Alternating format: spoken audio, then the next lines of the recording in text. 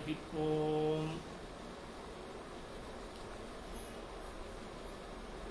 ಶುದ್ಧಾನಂದೋರು ಸಂವಿದ್ಯುತಿ ಬಲಬಹುಲೋದಾರ್ಯ ವೀರ್ಯಾದಿದೇಹಂ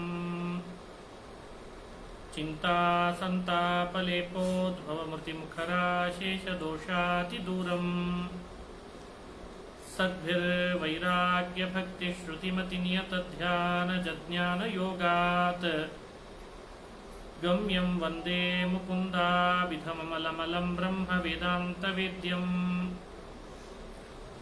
ಅಭ್ರಮಂ ಭಂಗರಹಿತಂ ಅಜಡಂ ವಿಮಲಂ ಸದಾ ಆನಂದತೀರ್ಥಮತುಳಂ ಭಜೆ ತಾಪತ್ರಯಾಪಹಂ ತಪೋ ವಿದ್ಯಾ ವಿರಕ್ತ್ಯಾದಿ ಸದ್ಗುಣೌಘಾಕರಾನಹಂ ವಾದಿರಾಜ ಗುರೂನ್ ವಂದೇ ಹಯಗ್ರೀವದಯಾಶ್ರಯಾನ್ ಮೂಕೋಪಿ ಯತ್ಪ್ರಸಾದೇನ ಮುಕುಂದ ಶಯನಾಯತೆ ರಾಜರಾಜಾಯತೆ ರಿಕ್ತೋ ರಾಘವೇಂದ್ರಂ ತಮಾಶ್ರಯೇ ಆಪಾದಮೌಲಿಪರ್ಯಂತಂ ಗುರುಣಾಮಾಕೃತಿಂ ಸ್ಮರೇತ್ ತೇನ ವಿಘ್ನಾಃ ಪ್ರಣಶ್ಯಂತಿ ಸಿದ್ಧ್ಯಂತಿ ಚ ಮನೋರಥಾಃ. ಶ್ರೀ ಹರಿವಾಯು ಗುರುಗಳ ಚರಣಾರವಿಂದಗಳಲ್ಲಿ ಭಕ್ತಿಪೂರ್ವಕ ಪ್ರಣಾಮಗಳನ್ನು ಅರ್ಪಿಸಿ ಇವತ್ತಿನಿಂದ ಭಾವಿ ಸಮೀರರಾದ ಪಾದಿರಾಜರ ರುಕ್ಮಿಣೀಶ್ ವಿಜಯ ಅಲ್ಲಿ ಬಂದಂತಹ ರುಕ್ಮಿಣಿ ಕಲ್ಯಾಣದ ಘಟ್ಟವನ್ನು ಯಥಾಮತಿಯಾಗಿ ಪ್ರವಚನ ಮಾಡ್ತಾ ಇದ್ದೇನೆ. ನಿರ್ವಿಘ್ನವಾಗಿ ಪ್ರವಚನ ಸಮಾಪ್ತಿಯಾಗಲಿ ಅಂತ ವಿಘ್ನೇಶ್ವರನ ಅಂತರ್ಯಾಮಿ ಭಾರತೀರಮಣ ಮುಖ್ಯ ಪ್ರಾಣಾಂತರ್ಗತ ವಿಶ್ವಂಭರ ರೂಪಿ ಭಗವಂತನ ಪಾದಗಳಲ್ಲಿ ಭಕ್ತಿಪೂರ್ವಕ ಪ್ರಣಾಮಗಳನ್ನು ಅರ್ಪಿಸಿ, ಪಾದಿರಾಜರ ರುಕ್ಮಿಣೀಶ್ ವಿಜಯ ಕಾವ್ಯ ಬಹಳ ಪ್ರಸಿದ್ಧವಾದ ಕಾವ್ಯ. ಈ ಕಾವ್ಯ 19 ಸರ್ಗಗಳಲ್ಲಿ ಕೃಷ್ಣನ ಚರಿತ್ರೆಯನ್ನ ತನ್ನ ಒಡಲಿನಲ್ಲಿ ಇಟ್ಟುಕೊಂಡಿದೆ. ಕಾವ್ಯವನ್ನ ಕೇವಲ ರಾಜರನ್ನ ರಮಣೀಯರನ್ನ ವರ್ಣನೆ ಮಾಡಲಿಕ್ಕೆ ಮೀಸಲು ಮಾಡಿದಂತಹ ಕವಿಗಳು ಬಹಳ. ಶೃಂಗಾರ, ವೀರ, ಬೀಭತ್ಸ, ರೌದ್ರ ಅಂತ ರಸಗಳನ್ನು ಆವಿಷ್ಕರಿಸುವಂತೆ ಪದಪುಂಜಗಳನ್ನು ಜೋಡಿಸಿ ಅಲಂಕಾರ ಶಾಸ್ತ್ರಕ್ಕೆ ಅನುಗುಣ ಸಾಕಷ್ಟು ಕಾವ್ಯಗಳು ಬಂದಿದ್ದಾವೆ. ಆದರೆ ಭಕ್ತಿ ಪ್ರಧಾನವಾಗಿ ಭಕ್ತಿ ರಸ ಆವಿಷ್ಕಾರ ಆಗುವಂತೆ ಶ್ರೀಕೃಷ್ಣ ರುಕ್ಮಿಣಿಯರಲ್ಲಿ ಮತ್ತಷ್ಟು ಭಕ್ತಿ ಉದ್ರೇಕ ಆಗುವಂತೆ ಅವರ ಚರಿತ್ರೆಯನ್ನು ಯಥಾವತ್ತಾಗಿಯೂ ಆಧ್ಯಾತ್ಮಿಕ ಶಾಸ್ತ್ರಕ್ಕೆ ವಿರೋಧ ಬರದಂತೆ ಪುರಾಣಗಳ ಹಿನ್ನೆಲೆಯಲ್ಲಿ ಅಲಂಕಾರ ಭರಿತವಾಗಿ ಶಬ್ದಪ್ರಾಸ ಅರ್ಥಪ್ರಾಸದೊಂದಿಗೆ ಮೂಡಿಬಂದಂತಹ ಕಾವ್ಯ ಅಂದ್ರೆ ಅದು ರುಕ್ಮಿಣೀಶ್ ವಿಜಯ ಅಂತ ಚಿಂತನೆ ಮಾಡಬೇಕು. ಈ ಕಾವ್ಯ ರಚನೆ ಮಾಡಲಿಕ್ಕೆ ಒಂದು ದೊಡ್ಡ ಕಥೆ ಇದೆ ಅಂತ ಹೇಳ್ತಾರೆ. ಬಹಳ ಪ್ರಸಿದ್ಧ ಕಥೆ. ವಾದಿರಾಜರು ಮಹಾ ತಪಸ್ವಿಗಳು.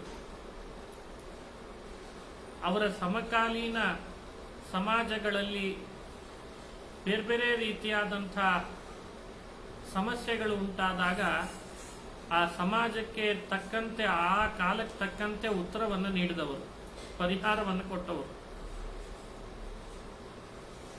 ಒಮ್ಮೆ ಪೂನಾ ಕ್ಷೇತ್ರಕ್ಕೆ ಬಂದಿದ್ರು. ಪುಣ್ಯಪತ್ತನ ಅಂತ ಕರೀತಾರೆ. ಪುಣ್ಯಪತ್ತನದಲ್ಲಿ ಒಬ್ಬ ರಾಜ ಒಂದು ಕಾವ್ಯಕ್ಕೆ ಆನೆಯ ಮೇಲೆ ಮೆರವಣಿಗೆ ಮಾಡಬೇಕು ಅಂತ ಘೋಷಣೆ ಮಾಡಿಸಿದ್ದ. ರಚನೆ ಮಾಡಿದ ಕವಿಯು ಬಹಳ ದೊಡ್ಡ ಕವಿನೇ. ಅವರ ಹೆಸರು ಇರಲಿ ಸದ್ಯಕ್ಕೆ. ಬಹಳ ದೊಡ್ಡ ಕವಿಗಳು ಬಹಳ ದೊಡ್ಡ ಕಾವ್ಯ ರಚನೆ ಮಾಡಿದ್ರು. ನನ್ನ ರಾಜ್ಯದಲ್ಲಿ ಇಷ್ಟು ದೊಡ್ಡ ಕವಿ ಇಂಥ ದೊಡ್ಡ ಕಾವ್ಯ ಕೃಷ್ಣನ ಬಗ್ಗೆ ರಚನೆ ಮಾಡಿದ್ದಾನೆ. ಆ ಕಾವ್ಯಕ್ಕೆ ಸಲ್ಲಬೇಕಾದ ಗೌರವ, ಕಾವ್ಯ ಬರೆದವನಿಗೆ ಸಲ್ಲಬೇಕಾದಂಥ ಗೌರವ ಇದು ಮೆರವಣಿಗೆ ಅಂತ ಎಲ್ಲ ಕಡೆಯಲ್ಲಿ ಅದರ ಪ್ರಸಿದ್ಧಿ ಪ್ರಚಯಕ್ಕಾಗಿ ಮೆರವಣಿಗೆ ಮಾಡಲಿಕ್ಕೆ ಹೊರಟ. ಆಗ ಪುಣ್ಯಪತ್ತನದ ಆಸ್ಪಾಸಿನಲ್ಲಿ ರಾಜರು ಕೂಡ ಸಂಚಾರ ಮಾಡ್ತಾ ಇದ್ರು. ಸಂಚರಿಸ್ತಾ ಬಂದಾಗ ಅವರಿಗೆ ವಿಷಯ ತಿಳಿತು, ಹೀಗೊಂದು ಕಾವ್ಯ ಈ ರೀತಿ ಬರೆದಿದ್ದಾನೆ ಒಬ್ಬ ಕವಿ, ಅದನ್ನು ಮೆರವಣಿಗೆ ಮಾಡ್ಲಿಕ್ಕೆ ಹೊರಟಿದ್ದಾರೆ ಅಂತ. ವಾದರಾಜರು ಒಂದು ಪತ್ರ ಬರೆದು ಕಳಿಸಿದ್ರಂತೆ ರಾಜನಿಗೆ, ನೀನು ಕವಿಗಳನ್ನ ಬಹಳ ಪೋಷಣೆ ಮಾಡುವವ ಅಂತ ಕೇಳಿದೇವಿ, ಬಹಳ ಸಂತೋಷದ ವಿಷಯ. ವಿದ್ವಾಂಸರನ್ನ, ಕವಿಗಳನ್ನ, ಕಲೆಗಾರರನ್ನ, ನರ್ತಕರನ್ನ, ಸಂಗೀತಗಾರರನ್ನ ರಾಜರು ಸಮವಾಗಿ ಅವರವರ ಕಲೆಗೆ ಅನುಗುಣವಾಗಿ ಅವರಿಗೆ ತಕ್ಕ ಪೋಷಣೆ ಪಾಲನೆ ಮಾಡಬೇಕಾದದ್ದು, ಗೌರವ ಸಲ್ಲಿಸಬೇಕಾದದ್ದೇ. ಈಗ ನೀವು ಮಾಡ್ತಾ ಇರುವಂತಹ ಕಾವ್ಯಕ್ಕೆ ಮೆರವಣಿಗೆ ಒಳ್ಳೆ ಶ್ಲಾಘನೀಯ ವಿಷಯ. ಆದರೆ ಭಗವಂತನ ಇಚ್ಛೆಗೆ ಅನುಗುಣ ನಾವು ಒಂದು ಕಾವ್ಯ ಕೃಷ್ಣನ ಬಗ್ಗೆನೇ ಬರೆದಿದ್ದಿದೆ. ಆ ಕಾವ್ಯವನ್ನ ಈಗ ನೀವು ಯಾವುದನ್ನು ಮೆರವಣಿಗೆ ಮಾಡ್ಲಿಕ್ಕೆ ಹೊರಟಿದ್ರಿ ಆ ಕಾವ್ಯವನ್ನ ಒಮ್ಮೆ ತುಲನಾತ್ಮಕವಾಗಿ ಸಂಶೋಧಿಸಿದರೆ ವಿದ್ವಾಂಸರ ಸಭೆ ಒಳಗೆ ಯಾವುದನ್ನ ಶ್ರೇಷ್ಠ ಅಂತ ಹೇಳ್ತಾರೋ ಅದಕ್ಕೆ ನೀವು ಮೆರವಣಿಗೆ ಮಾಡುವುದು ಸೂಕ್ತ ಅಂತ ನಮ್ಮ ಅಭಿಪ್ರಾಯ ಅಂತ ಬರೆದು ಕಳಿಸಿದ್ರಂತೆ. ನಿಷ್ಪಕ್ಷಪಾತವಾದ ನಿರ್ಧಾರ ತಗೊಳ್ಳೋದು ಒಳ್ಳೆಯದು ಅಂತ. ರಾಜನಿಗೆ ಆ ಪತ್ರ ನೋಡಿದ ಕೂಡಲೇ ಅನಿಸ್ತಂತೆ, ಸರಿ, ಹಾಗಾದ್ರೆ ನೀವು ಒಂದು ಕಾವ್ಯ ಬರೆದಿದ್ದೀನಿ ಅಂತಿದ್ದೀರಿ, ಆ ಕಾವ್ಯನೂ ತಗೊಂಡು ಬರ್ರಿ, ಕೊಡ್ರಿ ನನಗೆ, ವಿದ್ವಾಂಸರ ಮಧ್ಯದಲ್ಲಿ ಅದನ್ನ ಚರ್ಚೆಗಿಡೋಣ, ಎಲ್ಲವನ್ನ ವಿಮರ್ಶೆ ಮಾಡಲಿ, ಪರಾಮರ್ಶೆ ಮಾಡಲಿ, ಯಾವುದನ್ನ ವಿದ್ವಾಂಸರು ಕವಿಗಳು ಒಪ್ಪಿಕೊಳ್ತಾರೆ ಅದಕ್ಕೆ ಮೆರವಣಿಗೆ ಮಾಡಿದ್ರಾಯ್ತು ಅಂತ ಅಂದ್ಬಿಟ್ಟು. ರಾಜ ಆ ಕಾವ್ಯ ಕೇಳಲಿಕ್ಕೆ ಹೊರಟಾಗ ವಾದರಾಜರು ಆ ಕಾವ್ಯ ಬರೆದಿಲ್ಲ, ಹಾಗೊಂದು ಕಾವ್ಯ ಇಲ್ಲ, ಆದ್ರೆ ಬರೆದಿದ್ದೇನೆ ಅಂತ ಹೇಳಿಬಿಟ್ರು, ಪತ್ರ ಬರೆದು ಕಳಿಸಿಬಿಟ್ಟಿದ್ರು. ಸರಿ, ಅದನ್ನ ತರಲಿಕ್ಕೆ ಸುಮಾರು ಒಂದು 18ರಿಂದ 20 ದಿನ ಆಗ್ತದೆ ಅಂತ ಸಮಯ ಕೇಳಿದ್ರಂತ. ರಾಜ ಒಪ್ಪಿಕೊಂಡ. ಪುಣ್ಯಪತ್ತನದಲ್ಲಿ ರಾಜರು ಅಲ್ಲೇ ವಾಸ ಮಾಡಿದ್ರಂತೆ. ನಾವು ಉಡುಪಿಯಿಂದ ತರಿಸ್ಬೇಕು ಅಂತ ಅವನಿಗೆ ಹೇಳಿದ್ರು. ಸರಿ, ನೀವು ತರಿಸ್ಕೊಡೋವರೆಗೂ ನಾನು ಈ ಮೆರವಣಿಗೆಯನ್ನ ರದ್ದು ಮಾಡ್ತೀನಿ, ಪೋಸ್ಟ್ಪೋನ್ ಮಾಡ್ತೀನಿ ಅಂತ ಹೇಳಿಬಿಟ್ಟ. ಅಷ್ಟು ಮಾಡು ಅಂತಂದ್ರು. ಯಾಕಂದ್ರೆ ಕಾವ್ಯ ಅಂದ್ರೆ ಏನು ಸಾಮಾನ್ಯನೇ, ಅದನ್ನು ರಚನೆ ಮಾಡೋದು ಅಷ್ಟು ಸುಲಭ ಅಲ್ಲ. ಒಂದು ಶ್ಲೋಕ ಸರಿಯಾಗಿ ಬರೀಲಿಕ್ಕೆ ಬರಲ್ಲ, ಅಷ್ಟು ಕಷ್ಟ. ವಾದರಾಜರಿಗೆ ಸಮಯನೂ ಇಲ್ಲ. ಯಾಕಂದ್ರೆ ದಿನ ತೀರ್ಥಕ್ಷೇತ್ರಗಳಿಗೆ ಪರ್ಯಟನೆ, ತೀರ್ಥ ಸ್ನಾನ ಆಗ್ತಿರ್ಬೇಕು, ಭಕ್ತರಿಗೆಲ್ಲ ಅನುಗ್ರಹ ಮಾಡಬೇಕು, ತತ್ವಬೋಧನೆ ಆಗಬೇಕು, ಪಾಠ ಆಗಬೇಕು ಶಿಷ್ಯರುಗಳಿಗೆ, ಬೇರೆ ಬೇರೆ ಗ್ರಂಥಗಳ ಲೇಖನದ ಸಾಕಷ್ಟು ಕೆಲಸಗಳು. ಇಷ್ಟರ ಮಧ್ಯದಲ್ಲಿ ಇದೊಂದು ಕಾವ್ಯ ಸೇರ್ಕೊಳ್ತು. ಸಮಯ ಯಾವಾಗ ಅದನ್ನು ಹೇಳ್ತಾರೆ ಹಿರಿಯರು. ಅವ್ರ ಕಾವ್ಯ ರಚನೆಗೆ ಅಂತ ಪ್ರತ್ಯೇಕ ಸಮಯ ಇರಲಿಲ್ಲ. ಬೆಳಗ್ಗೆ ಆನ್ಹಿಕ ಸಂಸ್ಥಾನದ ಪೂಜೆ ಎಲ್ಲ ಆಗ್ಬೇಕಲ್ಲ, ಸಂಸ್ಥಾನ ಪೂಜೆ ಮಾಡಿದ್ಮೇಲೆ ಎಲ್ಲ ಬಂದ ಭಕ್ತರಿಗೆ ತೀರ್ಥ ಕೊಡ್ಬೇಕಲ್ಲ.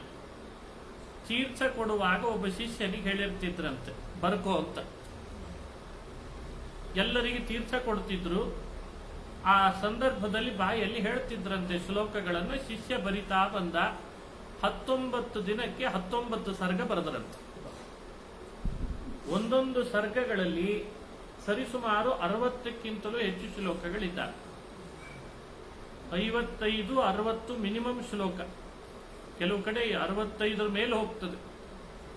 ಸರಿ, 60 ಅಂತಾದ್ರೂ ಇಟ್ಟುಕೊಳ್ಳಿ, ಹೋಗ್ಲಿ. ಒಂದೊಂದು ಸರ್ಗ 60 ಶ್ಲೋಕ ಅಂತ ಇಟ್ಟುಕೊಂಡು 60 × 19 ಎಷ್ಟು ಶ್ಲೋಕ ಇರಬೇಕು ಅಂತ ಲೆಕ್ಕ ಹಾಕಿ ಅಷ್ಟು ಶ್ಲೋಕಗಳನ್ನ ತೀರ್ಥ ಕೊಡೋ ಸಮಯದಲ್ಲಿ ಬರೆದು ಬಿಡ್ತಿದ್ರಂತೆ. ಆಯ್ತು, ರಚನೆ ಆಯ್ತು ಕಾವ್ಯ ಅಂತ ಅವನಿಗೆ ಕೊಟ್ಟು ಕಳಿಸಿದ್ರು. ನೋಡು, ಮತ್ತಿದನ್ನು ವಿಮರ್ಶೆ ಮಾಡಿಸು ಅಂತ. ಕವಿಗಳೆಲ್ಲ ವಿಮರ್ಶೆಗಿಳಿದ್ರು. ಮೊದಲೇ ಒಬ್ಬ ಕಾವ್ಯ ಬರೆದಂತ ಕವಿನೂ ಇದ್ದ. ಎಲ್ಲರೂ ಕವಿ ಸಮಕ್ಷಮದಲ್ಲಿ ಸಮ್ಮೇಳನದೊಳಗೆ ಈ ರೀತಿ ಒಂದು ಶ್ಲೋಕ ಅಲಂಕಾರಬದ್ಧವಾಗಿದೆನೋ ಇಲ್ಲೋ, ಪ್ರಾಸಬದ್ಧವಾಗಿದೆನೋ ಇಲ್ಲೋ, ಅಲ್ಲಿ ಹೇಗಿದೆ ಇಲ್ಲಿ ಹೇಗಿದೆ, ಎರಡೂ ಕೃಷ್ಣನ್ ಕಥೆನೆ ಭಾರಿ ವಿಮರ್ಶೆ ನಡೆಸಿ ಕೊನೆಗೆ ಒಂದು ನಿರ್ಣಯ ಕೊಟ್ರಂತೆ. ಏನ್ ನಿರ್ಣಯ ಕೊಟ್ರು ಅಂದ್ರೆ, ನಮಗನ್ನಿಸ್ತಾ ಇದೆ ರಾಜನ್, ಈ ಎರಡು ಕಾವ್ಯಗಳಲ್ಲಿ ರುಕ್ಮಿಣೀಶ್ ವಿಜಯಕ್ಕೆ ಮೆರವಣಿಗೆ ಮಾಡುವುದು ಒಳ್ಳೆಯದು ಅಂತ ಅನಿಸ್ತಾ ಇದೆ ಅಂತ ಅಂದ್ಬಿಟ್ರ. ತನ್ನ ಆಸ್ಥಾನದ ಕವಿ ರಚನೆ ಮಾಡಿದ ಕಾವ್ಯಕ್ಕಿಂತಲೂ ಬೇರೆ ಕಡೆಯಿಂದ ಬಂದಂಥವರು ರಚಿಸಿದಂತಹ ಕಾವ್ಯಕ್ಕೆ ಅಲ್ಲಿದ್ದ ವಿದ್ವಾಂಸರೆಲ್ಲ ಮನ್ನಣೆ ಕೊಟ್ಬಿಟ್ರು. ಅವನು ಸಹೃದಯಿ ರಾಜ, ನಿಷ್ಪಕ್ಷಪಾತ ವಿಮರ್ಶೆ ಮಾಡಿಸಿದ್ದಾದ್ರಿಂದ ಹೆಚ್ಚು ವಿಚಾರ ಮಾಡದೆ, ಸರಿ ಹಾಗಾದ್ರೆ ನೀವು ಬರೆದು ಕೊಟ್ಟಂತಹ ಕಾವ್ಯಕ್ಕೆ ಮೆರವಣಿಗೆ ಆಗಲಿ ಅಂತ ರುಕ್ಮಿಣೀಶ್ ವಿಜಯಕ್ಕೆ ಆನೆ ಮೇಲೆ ಅದನ್ನು ಇರಿಸಿ ಅದಕ್ಕೆ ಮೆರವಣಿಗೆ ಮಾಡಿಸಿದ ಅಂತನ್ನೋ ಕಥೆ ರುಕ್ಮಿಣೀಶ್ ವಿಜಯದ ಬಗ್ಗೆ, ಅದರ ಮಹತ್ವದ ಬಗ್ಗೆ ತಿಳಿದುಕೊಳ್ಳಿಕ್ಕೆ ಇದು ಒಂದು ಇತಿಹಾಸ ಪ್ರಸಿದ್ಧವಾದ ಕಥೆ. ಹಾಗಾಗಿ ರುಕ್ಮಿಣೀಶ್ ವಿಜಯ ಕಾವ್ಯಕ್ಕೆ ಮೆರವಣಿಗೆ ಅನ್ನೋದೇ ಬಹಳ ಪ್ರಸಿದ್ಧ, ಬಹಳ ಆಶ್ಚರ್ಯ, ಅದ್ಭುತ. ಅದು ನಡೆದಿದೆ ಅಂತ ನಾವು ತಿಳಿತೇವೆ. ಇನ್ನೊಂದು ಅಂಶ, ಈ ಕಾವ್ಯದ ಫಲ ಏನು, ಅದನ್ನ ರಾಜರು ಪ್ರತಿ ಸರ್ಗದ ಕೊನೆಯಲ್ಲಿ ಒಂದು ಶ್ಲೋಕವನ್ನ ಮಾಡಿಟ್ಟಿದ್ದಾರೆ. ಶ್ಲೋಕ ಹೇಳುವಾಗಲೇ ಗೊತ್ತಾಗ್ತದೆ ಈ ಕಾವ್ಯದ ಫಲ ಏನು, ಈ ಕಾವ್ಯ ಕೇಳಿದ್ರೆ ಏನಾಗ್ತದೆ ಅಂತ. ರೋಮ್ಣಾಂ ಹರ್ಷಣಕಾರಿಣಿ ಶ್ರವಣತಃ ಪಾಪೌಘ ವಿಧ್ವಂಸಿನಿ ಪ್ರೇಮ್ಣಾ ಚಿಂತಯತಾ ವಿಚಿತ್ರ ವಿಮಲ ಶ್ಲಾಘ್ಯಾರ್ಥ ಸಂದಾಯಿನಿ. ನೋಡಿ, ಈ ಶ್ಲೋಕ ಹೇಳುವಾಗಲೇ ನಮಗೆ ಅದರ ಅಭಿಪ್ರಾಯ ಗೊತ್ತಾಗ್ತದೆ. ಕೆಲವು ಶ್ಲೋಕಗಳಲ್ಲಿ ಅಂಕಿತ ಅಂತಾರೆ, ಕೆಲವು ಗ್ರಂಥಗಳಲ್ಲಿ ಅಂಕಿತ ಅಂತಾರೆ. ಹಾಗೆ ಈ ಶ್ಲೋಕವೂ ಒಂದು ಅಂಕಿತ ಶ್ಲೋಕ ಇದ್ದ ಹಾಗೆ. ಪ್ರತಿ ಸರ್ಗಕ್ಕೂ ಇದೇ ಶ್ಲೋಕವನ್ನೇ ರಾಜರು ಬಳಸ್ತಾರೆ. ಇದೇ ಒಂದು ಶ್ಲೋಕ ಎಲ್ಲ ಸರ್ಗಗಳಲ್ಲಿ 19 ಸರ್ಗಗಳ ಕೊನೆಯ ಶ್ಲೋಕ ಇದೆ. ಸರ್ಗದ ಸಂಖ್ಯೆ ಮಾತ್ರ ಆ ಶ್ಲೋಕದಲ್ಲಿ ವ್ಯತ್ಯಾಸ ಮಾಡಿರ್ತಾರೆ. ರೋಮ್ನಾಂ ಹರ್ಷಣಕಾರಿಣಿ ಶ್ರವಣತಃ ಪಾಪೌಘ ವಿಧ್ವಂಸಿನಿ ಪ್ರೇಮ್ಣಾ ಚಿಂತಯತಾಂ ವಿಚಿತ್ರ ವಿಮಲ ಶ್ಲಾಘ್ಯಾರ್ಥ ಸಂದಾಯಿನಿ ಸಂಜಾತೆ ಭುವಿ ರುಕ್ಮಿಣೀಶ ವಿಜಯೇ ಸದ್ವಾದಿರಾಜೋದಿತೆ ಸಂಜಾತ ಸುರಮಂಡಲೀಷು ಮಹಿತಃ ಸರ್ಗೋಯಮಾದ್ಯೋ ಮುದಾಂ. ರೋಮ್ನಾಂ ಹರ್ಷಣಕಾರಿಣಿ, ಯಾರು ರುಕ್ಮಿಣೀಶ್ ವಿಜಯವನ್ನ ನಾನು ಬರೆದಂತಹ ಕಾವ್ಯವನ್ನ ಶ್ರವಣ ಮಾಡ್ತಾರೆ, ಕೇಳುವಾಗಲೇ ಅವರಿಗೆ ರೋಮಾಂಚನ ಆಗ್ಲಿಕ್ಕೆ ಶುರು ಆಗ್ತದಂತ. ಓ, ಇಂಥ ಕಾವ್ಯನ, ಇಂಥ ಅದ್ಭುತ ಇದೆಯಲ್ಲ ಅಂತ ರೋಮಾಂಚನ ಆಗ್ತದಂತ.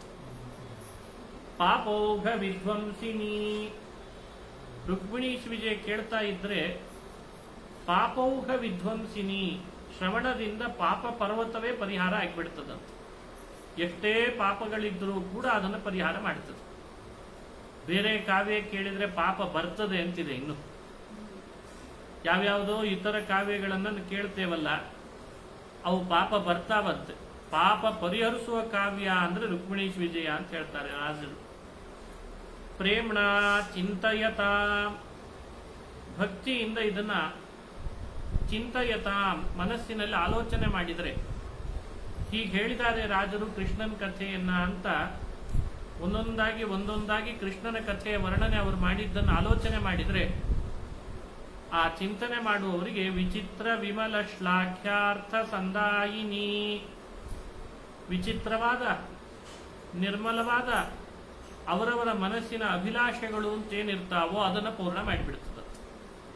ಆ ಶಕ್ತಿ ರುಕ್ಮಿಣೀಶ್ ವಿಜಯಕ್ಕಿದೆ. ಹೀಗೆ 3 ಫಲ ಹೇಳಿದ್ದಾರೆ. ರೋಮಾಂಚನ ಆಗ್ತದೆ, ಪಾಪ ಪರ್ವತ ಕಳೆದು ಹೋಗ್ತದೆ, ಅವರವರ ಮನಸ್ಸಿನ ಅಭಿಲಾಷೆಗಳು ಪೂರ್ಣ ಆಗ್ತವೆ. ಇದು ರುಕ್ಮಿಣೀಶ್ ವಿಜಯ ಕಾವ್ಯದ ಫಲ ಅಂತ ರಾಜರೇ ಇದನ್ನ ಪ್ರತಿ ಸರ್ಗದ ಕೊನೆಯಲ್ಲಿ ಅನುಸಂಧಾನ ಮಾಡ್ತಾರೆ. ಹಾಗಾಗಿ ಯಾರಾದ್ರೂ ರುಕ್ಮಿಣೀಶ್ ವಿಜಯ ಕೇಳಿದ್ವಿ, ಅದನ್ನೇ ಹೇಳಿಸಿದ್ವಿ, ಏನು ಉಪಯೋಗ ಇಲ್ಲ ಅಂತ ಅನ್ನೋ ಕಾರಣನೇ ಇಲ್ಲ. ವಿಸ್ತಾರವಾಗಿ ಅನುಸಂಧಾನ ಮಾಡಬೇಕು ರುಕ್ಮಿಣೀಶ್ ವಿಜಯವನ್ನು. ಹೀಗೆ ಈ ಫಲವನ್ನ ಅನುಸಂಧಾನ ಮಾಡಬೇಕು. ಈ ಗ್ರಂಥ ಪರಮ ಮಂಗಳಕರವಾಗಿದೆ. ಕಾರಣ, ಮೊದಲನೇ ಶ್ಲೋಕ ಶ್ರೀಕಾರದಿಂದ ಪ್ರಾರಂಭ ಆಗ್ತದೆ. ಯಾವ ಗ್ರಂಥ ಶ್ರೀಕಾರದಿಂದ ಪ್ರಾರಂಭ ಆಗ್ತದೋ ಅದು ಅತ್ಯಂತ ಮಂಗಳ ಅಂತ ತಿಳಿಬೇಕು. ಅದು ನಮ್ಮ ಸಂಪತ್ಪ್ರದ ಗ್ರಂಥ ಅಂತ ಹೇಳಬೇಕು. ಗ್ರಂಥದ ಮೊದಲನೇ ಶ್ಲೋಕವೇ ಈ ರೀತಿಯಾಗಿದೆ. ಶ್ರೀ ವೇದಾಂತ ಮಹಾಚಲಂ ಹಿ ಪರಿತಃ ಸಂಯೋಜ್ಯ ಸೂತ್ರಾಹಿಪಂ ಸದ್ವಾತಾಗಮ ಪೋಷಿತಾತ್ಮ ಹೃದಯಂ ತತ್ಪೂರ್ವ ಪಕ್ಷಾಸುರೈಃ ಸಿದ್ಧಾಂತೋಕ್ತಿ ಸುರೇಶ್ವರೈಶ್ಚ ಮಥಿತಃ ಯಃ ಕೃಷ್ಣ ದುಗ್ಧಾಂಬುಧಿಃ ಸ್ವೀಯಾನಾಮೃತಂ ಪ್ರಯಚ್ಛತಿ ಸಮಾಂ ಪಾಯಾದ್ಗುಣೋದ್ಯನ್ಮಣಿಃ. ಹೇಗಿದೆ ನೋಡ್ರಿ ಈ ಶ್ಲೋಕ. ಏನಿದರ ಅಭಿಪ್ರಾಯ ಅಂದ್ರೆ, ರುಕ್ಮಿಣೀಶ್ ವಿಜಯದಲ್ಲಿ ಕೃಷ್ಣನ್ ಕಥೆನೇ ಪ್ರಧಾನ, ಕೃಷ್ಣನೇ ನಾಯಕ, ಅವನು ನಾರಾಯಣನ ಅವತಾರ. ಏನ್ ಬೇಡಿದ್ರು ಅವನ್ನೇ ಬೇಡಬೇಕು ಅಂತದೆ ಶಾಸ್ತ್ರ. ಯಾರನ್ನೋ ಬೇಡಿದ್ರೆ ಏನ್ ಬಂತು? ಬೇಡಿದರೆ ಎನ್ನೊಡೆಯನ ಬೇಡುವೆ, ಪಾಡಿದರೆ ಎನ್ನೊಡೆಯನ ಪಾಡುವೆ ಅಂತಾರೆ ದಾಸರು. ಬೇಡಿದ್ರೆ ಅವನ್ನ ಬೇಡಬೇಕು, ಕೊಡ್ಲಿಕ್ಕೆ ಶಕ್ತಿ ಇರೋರನ್ನ ಬೇಡಬೇಕು. ಸುಮ್ನೆ ಫ್ರೀ ಕೊಡ್ತೇವೆ ಅಂತ ಹೇಳಿದ್ರೆ ಆಗ್ತದ? ಶಕ್ತಿ ಇದ್ದಾಗ ಹೇಳಬೇಕು. ಸುಳ್ಳು ಹೇಳೋರನ್ನ, ನಮ್ಮನ್ನೇ ಮೋಸ ಮಾಡೋರನ್ನ, ವಂಚಿಸೋರನ್ನ, ತಲೆ ಹೊಡೆಯೋರನ್ನ ಬೇಡಿದ್ರೆ ಏನ್ ಬರ್ತದೆ? ಬೇಡೋದಾದ್ರೆ ಅವನು ಬೇಡಬೇಕು. ಆ ಕೃಷ್ಣನನ್ನ ಬೇಡಬೇಕು ನಿಜವಾಗ್ಲು. ಅವನ ವರ್ಣನೆ ಮಾಡುವ ಗ್ರಂಥ ಇದಾದ್ರಿಂದ ಯಾವ ವಿಘ್ನಗಳು ಬರದಂತೆ ಅವನು ನಮ್ಮನ್ನು ಅನುಗ್ರಹಿಸಲಿ ಅಂತ ಹೇಳುವಾಗ ಈ ಗ್ರಂಥಕ್ಕೆ ಒಂದು ಅದ್ಭುತವಾದ ರೀತಿಯಲ್ಲಿ ಮಂಗಳ ಶ್ಲೋಕವನ್ನು ರಚನೆ ಮಾಡ್ತಾರೆ. ಕೃಷ್ಣನನ್ನು ವರ್ಣನೆ ಮಾಡ್ತಾರೆ ರಾಜರು. ಕೃಷ್ಣನನ್ನ ಕ್ಷೀರಸಾಗರ ಅಂದ್ರು ರಾಜರು. ಕವಿಗಳಾದ್ರಿಂದ ಹೀಗೆ ವರ್ಣನೆ ಮಾಡ್ತಾರೆ. ನೀನೊಬ್ಬ ಕ್ಷೀರ ಸಮುದ್ರ ಕೃಷ್ಣ ಅಂತಂತಾರೆ. ಕ್ಷೀರ ಸಮುದ್ರದಲ್ಲಿ ಏನೆಲ್ಲ ಇರ್ತದೆ? ರತ್ನಗಳೆಲ್ಲ ಕ್ಷೀರ ಸಮುದ್ರದಲ್ಲಿದೆ, ಸಂಪತ್ತೆಲ್ಲ ಕ್ಷೀರ ಸಮುದ್ರದಿಂದಲೇ ಬಂದದ್ದು ಅಂತ. ಕ್ಷೀರ ಸಮುದ್ರ ಮಥನ ಮಾಡುವಾಗ ಏನೆಲ್ಲ ಬಂತು ಅಂತ ಭಾಗವತದಲ್ಲಿ ಕೇಳ್ತೀವಿ. ಕ್ಷೀರ ಸಮುದ್ರದಿಂದ ಅಮೃತ ಬಂತು. ಅಮೃತ ಕುಡಿದ್ರಿಂದ ದೇವತೆಗಳು ಅಜರರ ಅಮರರಾದರು. ಹಾಗಾಗಿ ರಾಜರಂತಾರೆ, ಕೃಷ್ಣ ನೀನೇ ಒಂದು ಕ್ಷೀರಸಾಗರ ಅಂದ್ರಂತ. ನಿನ್ನನ್ನ ಚೆನ್ನಾಗಿ ಮಥನ ಮಾಡಿಬಿಟ್ರೆ ಅಮೃತ ಬಂದೇ ಬರ್ತದೆ. ನಾವು ಆ ಅಮೃತ ಪಾನ ಮಾಡಿದ್ರೆ ನಾವು ಅಜರರ ಅಮರರಾಗಬಲ್ವಿ ಅಂತಂತ. ಸ್ವೀಯಾನಾಂ ಅಮೃತಂ ಪ್ರಯಚ್ಛತಿ, ನಿನ್ನ ಭಕ್ತರು ಅಂತಾದವರಿಗೆ ನೀನು ಅಮೃತ ಕೊಡುವವಾ. ನೀನು ಕ್ಷೀರ ಸಮುದ್ರ ಇದ್ದಾಗಿದ್ದಿ. ಸ್ವಲ್ಪ ಕಠಿಣ ಆಯಿತು. ಆ ಸಮುದ್ರವನ್ನೇನೋ ಮಥನ ಮಾಡಿದ್ರು ದೇವತೆಗಳು ದಾನವರು ಸೇರಿ. ಕೃಷ್ಣ ಅನ್ನೋ ಸಮುದ್ರವನ್ನು ಮಥನ ಮಾಡೋದು ಹೇಗೆ? ಇಲ್ಯಾವುದು ಮಂದರ ಪರ್ವತ, ಇಲ್ಯಾರು ದೇವದಾನವರು? ಇಲ್ಲಿ ಕಟ್ಲಿಕ್ಕೆ ಒಂದು ಹಗ್ಗ ಬೇರೆ ಬೇಕಲ್ಲ. ಮತ್ತೆ ಮಂದರ ಪರ್ವತ ಅಂದ್ರೆ ಕಡಗೋಲು, ಮಥನ ಮಾಡ್ಲಿಕ್ಕೆ ಬೇಕಾದ ಕಡಗೋಲು, ಮಥನಕ್ಕೆ ಬೇಕಾದ ರೀತಿಯಲ್ಲಿ ಹಗ್ಗ, ಎರಡೂ ಭಾಗದಲ್ಲಿ ನಿಂತುಕೊಂಡು ಕಡಿಲಿಕ್ಕೆ ಬೇಕಾದಂತಹ ವ್ಯಕ್ತಿಗಳು, ಇವರೆಲ್ಲ ಇದ್ರೆ ಕೃಷ್ಣ ಅನ್ನೋ ಕ್ಷೀರಸಾಗರ ಮಥನ ಮಾಡಬಹುದು, ಅಮೃತ ಕುಡಿಬಹುದು. ನೋಡಿ ಅಲಂಕಾರ ಅಂದ್ರೆ ಹೇಗಿರ್ತದೆ ಅಂತ ಇದರಿಂದ ಪರಿಚಯ ಆಗ್ತದೆ.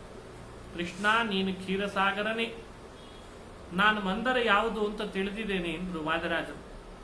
ಶ್ರೀ ವೇದಾಂತ ಮಹಾಚಲಂ. ವೇದಾಂತ, ವೇದಾಂತ ಅಂತ ಬ್ರಹ್ಮಸೂತ್ರಗಳಿಗೆ ಕರೀತಾರೆ. ಬ್ರಹ್ಮಸೂತ್ರ, ಉಪನಿಷತ್ತು, ವೇದ, ವೇದಕ್ಕೆ ಅನುಗುಣವಾಗಿ ರಚಿಸಿದ ಶಾಸ್ತ್ರ, ಸತ್ಶಾಸ್ತ್ರ, ಅವೆಲ್ಲ ವೇದಾಂತ ಅಂತ ಕರೆಸ್ಕೊಳ್ತವೆ. ಅವೆಲ್ಲ ಮಂದರ ಬೆಟ್ಟ ಇದ್ದ ಹಾಗಿದ್ದೇ ಇರುತ್ತೆ, ಮಂದರ ಪರ್ವತ ಇದ್ದ ಹಾಗೆ. ಮಥನ ಅಂದ್ರೆ ಅಲ್ಲಿ ನಾವು ಮೊಸರು ಮಜ್ಜಿಗೆ ಕಡಿಯುವಾಗ ಮಾಡ್ತೇವಲ್ಲ, ಹಾಗಲ್ಲ. ಇಲ್ಲಿ ಫಿಸಿಕಲ್ಲಿ ಮಾಡಬೇಕಾದ ಏನ್ ಸಮಸ್ಯೆ ಅಲ್ಲ, ಇಲ್ಲಿ ಮಥನ ಅಲ್ಲ. ವಿಚಾರ ಮಂಥನ ಅಂತ ಕರೀತಾರೆ. ವಿಚಾರ ಮಾಡೋದನ್ನ ಬಹಳ ಕಡೆಯಲ್ಲಿ ಈ ಶಬ್ದ ಕೇಳಿರ್ತೀವಿ. ವಿಚಾರ ಮಾಡೋದನ್ನೇ ಮಂಥನ ಅಂತ ಕರೀತಾರೆ. ಹಾಗೆ ಕೃಷ್ಣ ಅನ್ನೋ ಕ್ಷೀರಸಾಗರವನ್ನ ವೇದಾಂತ ಅನ್ನೋ ಮಂದರ ಪರ್ವತವನ್ನಿಟ್ಟು ಬುದ್ಧಿಯಿಂದ ವಿಚಾರ ಮಂಥನ ಅಂತ ಮಾಡಬೇಕಂತ. ಯಾವಾಗಲೂ ಈ ವಿಚಾರ ಮಂಥನ ಮಾಡುವಾಗಲೂ ದೇವತೆಗಳು ಮತ್ತು ದಾನವರು ಬೇಕಾಗ್ತಾರಲ್ಲ, ಅಲ್ಲಿ ಮಾಡ್ಲಿಕ್ಕೆ ಬೇಕಾದ್ರು. ಹಾಗೆ ಹಗ್ಗ ಬೇಕಲ್ಲ. ಹಗ್ಗ ಯಾವುದು? ಬ್ರಹ್ಮಸೂತ್ರಗಳು ಅಂತಿದ್ದಾವಲ್ಲ, ಅದು ಸೂತ್ರ ಅಂದ್ರೆ ಹಗ್ಗ ಅಂತ ಅರ್ಥ ಅಂತ. ಸೂತ್ರ ಅನ್ನೋ ಹಗ್ಗ ಹಿಡಿದುಕೊಳ್ಬೇಕು.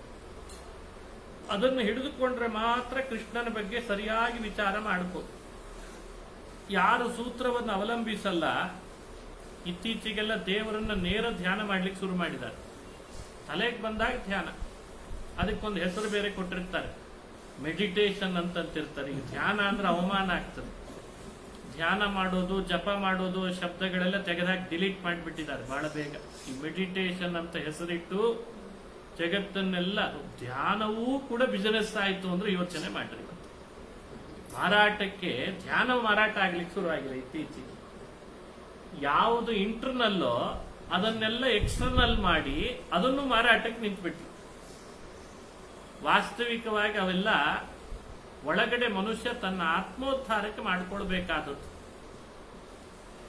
ಬ್ರಹ್ಮಸೂತ್ರಗಳನ್ನು ಅವಲಂಬಿಸದೆ ಭಗವಂತನನ್ನು ಧ್ಯಾನ ಮಾಡ್ಲಿಕ್ಕೆ ಆಗಲ್ಲ. ಮಾಡಿದ್ರೂ ಅದು ಧ್ಯಾನ ಅಲ್ಲ ಅಂತ. ಸೂತ್ರಾಹಿಪಂ, ಬ್ರಹ್ಮಸೂತ್ರಗಳೇ ಹಗ್ಗ ಇದ್ದ ಹಾಗೆ. ಸೂತ್ರ ಅನ್ನೋ ಶಬ್ದಕ್ಕೆ ಹಗ್ಗ ಅನ್ನೋ ಅರ್ಥ ಇದೆಯಲ್ಲ. ಹಾಗಾಗಿ ವೇದಾಂತ ಅಂದ್ರೆ ವೇದ, ಉಪನಿಷತ್ತು ಇವುಗಳೆಲ್ಲ ವೇದಾಂತ. ಬ್ರಹ್ಮಸೂತ್ರ ಅನ್ನೋದು ಹಗ್ಗ ಅಂತೆ. ದೇವ ಮತ್ತು ದಾನವರು ಯಾರಿಲ್ಲಿ ಅಂದ್ರೆ, ಪೂರ್ವ ಪಕ್ಷ ಮಾಡೋರೆಲ್ಲ ದಾನವರಂತೆ, ಸಿದ್ಧಾಂತ ಹೇಳೋರೆಲ್ಲ ದೇವತೆಗಳಂತೆ. ಸಿದ್ಧಾಂತ ಯುಕ್ತಿಗಳು, ಪೂರ್ವ ಪಕ್ಷ ಯುಕ್ತಿಗಳು ಅಂತ ಎರಡಿರ್ತಾರೆ.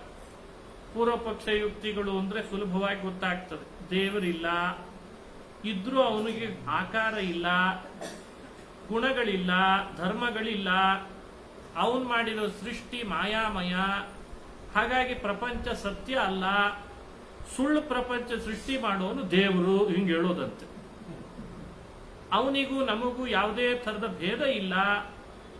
ಇಂದಲ್ಲ ನಾಳೆ ನಾವು ಅವನೇ, ಇವತ್ತಿಲ್ಲ ಅಂತ ಸುಮ್ಮನೆ ಮೇಲ್ನೋಟಕ್ಕೆ ವ್ಯವಹಾರದಲ್ಲಿ ಕಾಣಿಸ್ತಿರ್ತದೆ. ಈ ರೀತಿ ಅಭಿಪ್ರಾಯಗಳನ್ನು ಹೇಳಿ ಪ್ರಪಂಚದ ಬಗ್ಗೆ, ದೇವರ ಬಗ್ಗೆ, ದೇವರ ಕ್ರಿಯೆ ಗುಣಗಳ ಬಗ್ಗೆ, ನಮಗೂ ದೇವನಿಗೂ ಇರುವಂತಹ ಸಂಬಂಧದ ಬಗ್ಗೆ ತಪ್ಪು ಕಲ್ಪನೆಗಳನ್ನು ಕೊಡೋರು ಏನಿದ್ದಾರೆ ಅವರೆಲ್ಲ ಪೂರ್ವಪಕ್ಷಿಗಳು. ಸಿದ್ಧಾಂತ ಅಂದ್ರೆ ಅವನಿದ್ದಾನೆ, ಗುಣಪೂರ್ಣನಾಗಿದ್ದಾನೆ, ವೇದದಿಂದ ಮಾತ್ರ ವೇದ್ಯನಾಗಿದ್ದಾನೆ, ವೇದಗಳಲ್ಲಿ ಹೇಳದಂತೆ ಆತನನ್ನು ತಿಳಿತಕ್ಕದ್ದು, ಅವನಿಗೂ ಅಂತ ಒಂದು ಆಕಾರ ಇದೆ, ಲೋಕದ ಪ್ರಕೃತಿಯ ಆಕಾರ ಅವನದಲ್ಲ, ಆದ್ರೆ ಪ್ರಕೃತಿ ಒಳಗೆ ತಾನಿರ್ತಾನೆ, ಪ್ರಪಂಚದೊಳಗಿದ್ದಾನೆ, ಪ್ರಪಂಚವನ್ನ ತಾನು ಆಶ್ರಯಿಸಿಲ್ಲ, ಪ್ರಪಂಚದ ಒಳಗಿದ್ದಾನಷ್ಟೇ. ಪ್ರಪಂಚ ಎಲ್ಲ ಅವನನ್ನು ಆಶ್ರಯಿಸಿದೆ.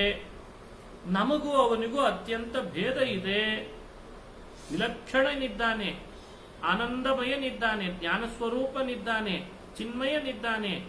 ಈ ರೀತಿ ಆ ಭಗವಂತನ ನಿಜವಾದ ಸ್ವರೂಪವನ್ನ, ಸತ್ಸ್ವರೂಪವನ್ನು ಹೇಳುವಂತಹ ಯುಕ್ತಿಗಳೇನಿದ್ದಾವೆ ಅವೆಲ್ಲ ದೇವತೆಗಳು. ಸತ್ಸ್ವರೂಪ ಹೇಳೋದೆಲ್ಲ ದೇವತೆಗಳು, ದುಸ್ವರೂಪ ಹೇಳೋದೆಲ್ಲ ದಾನವರು. ಇವರನ್ನೇ ಈ ಸಂದರ್ಭದೊಳಗೆ ದೇವದಾನವರು ಅಂತಿಟ್ಟುಕೊಂಡು ಕೃಷ್ಣ ಅನ್ನೋ ಕ್ಷೀರಸಾಗರವನ್ನ ನಮ್ಮ ಬುದ್ಧಿಗೆ ಅನುಗುಣವಾಗಿ ವಿಚಾರ ಮಂಥನವನ್ನ ಮಾಡಿದರೆ ಅದೇ ಮಥನ ಅಂತ ಆಗ್ತದೆ. ಆಗ ಇಂಥ ಮಥನ ಮಾಡಿದವರಿಗೆ ಕೃಷ್ಣ ಪರಮಾತ್ಮ ಅಲ್ಲಿ ದೇವತೆಗಳಿಗೆ ಮೋಹಿನಿಯಾಗಿ ಅಮೃತ ಉಣಿಸಿದಂತೆ ನಮಗೆಲ್ಲ ಅಮೃತ ಉಣಿಸಿ ಅಜರರನ್ನ ಅಮರರನ್ನ ಮಾಡಿ ಮುಕ್ತಿಯನ್ನ ಕೊಡ್ತಾನೆ. ಸ್ವೀಯಾನಾಂ ಅಮೃತಂ ಪ್ರಯಚ್ಛತಿ ಸಮಾಂ ಪಾಯಾದ್ ಗುಣೋದ್ಯನ್ಮಣಿ. ಕ್ಷೀರಸಾಗರದಲ್ಲಿ ರತ್ನಗಳಿರ್ತಾವೆ, ಆದ್ದರಿಂದ ರತ್ನಾಕರ ಅಂತ ಹೆಸರು ಸಮುದ್ರಕ್ಕೆ. ಕೃಷ್ಣ ಕ್ಷೀರಸಾಗರದಲ್ಲಿಯೂ ರತ್ನಗಳಿದ್ದಾವಂತೆ. ಯಾವುದು ಅಂದ್ರೆ ಅವನ ಗುಣಗಳೇ ರತ್ನ. ಹಾಗಾಗಿ ಗುಣೋದ್ಯನ್ಮಣಿ ಅಂತ ಅವನನ್ನ ರಾಜರು ಅನುಸಂಧಾನ ಮಾಡಿಸ್ತಾರೆ. ನೋಡಿ, ಒಂದೇ ಶ್ಲೋಕದಲ್ಲಿ ಎಷ್ಟು ಅರ್ಥ ಇದೆ. ಮೊದಲನೇ ಒಂದು ಶ್ಲೋಕನೇ ಇಷ್ಟು ಅರ್ಥಗರ್ಭಿತ ಅಂದ್ರೆ ಒಳಗೊಳಗೆ ನೋಡ್ತಾ ಹೋದಂತೆ ಬಹಳ ತತ್ವಗಳನ್ನು ಉಪದೇಶ ಮಾಡ್ತಾ ಬರ್ತಾರೆ ವಾದರಾಜ. ಹೀಗೆ ಮಂಗಳ ಶ್ಲೋಕದಿಂದಲೇ ಈ ರುಕ್ಮಿಣೀಶ್ ವಿಜಯ ಕಾವ್ಯದ ವಿಷಯ ಯಾರು, ಪ್ರಯೋಜನ ಏನು, ಅಧಿಕಾರಿಗಳು ಯಾರು, ಸಂಬಂಧ ಏನು ಎಲ್ಲ ತಿಳಿಸ್ಬಿಟ್ರಂತೆ. ಇಲ್ಲದೆ ಇದ್ರೆ ಇದನ್ನು ಇರ್ರೆಲೆವೆಂಟ್ ಅಂತ ಅಂದ್ಬಿಡ್ತಾರೆ, ಅಪ್ರಸ್ತುತ ಅಂತಂತಾರೆ. ಇರ್ರೆಲೆವೆಂಟ್ ಅಲ್ಲ, ಸಬ್ಜೆಕ್ಟ್ ಮ್ಯಾಟರ್ ಚೆನ್ನಾಗಿದೆ ಇಲ್ಲಿ. ವಿಷಯ ಯಾರು? ಕೃಷ್ಣನನ್ನ ಕ್ಷೀರಸಾಗರ ಅಂತ ಹೋಲಿಸಿ ಕೃಷ್ಣನೇ ಈ ಗ್ರಂಥದ ವಿಷಯ ಅಂತ ತೋರಿಸಿದ್ರಂತೆ. ಶ್ರೀಕೃಷ್ಣನೇ ವಿಷಯ. ಇನ್ನು ಈ ಗ್ರಂಥದ ಅಧಿಕಾರಿ ಯಾರು?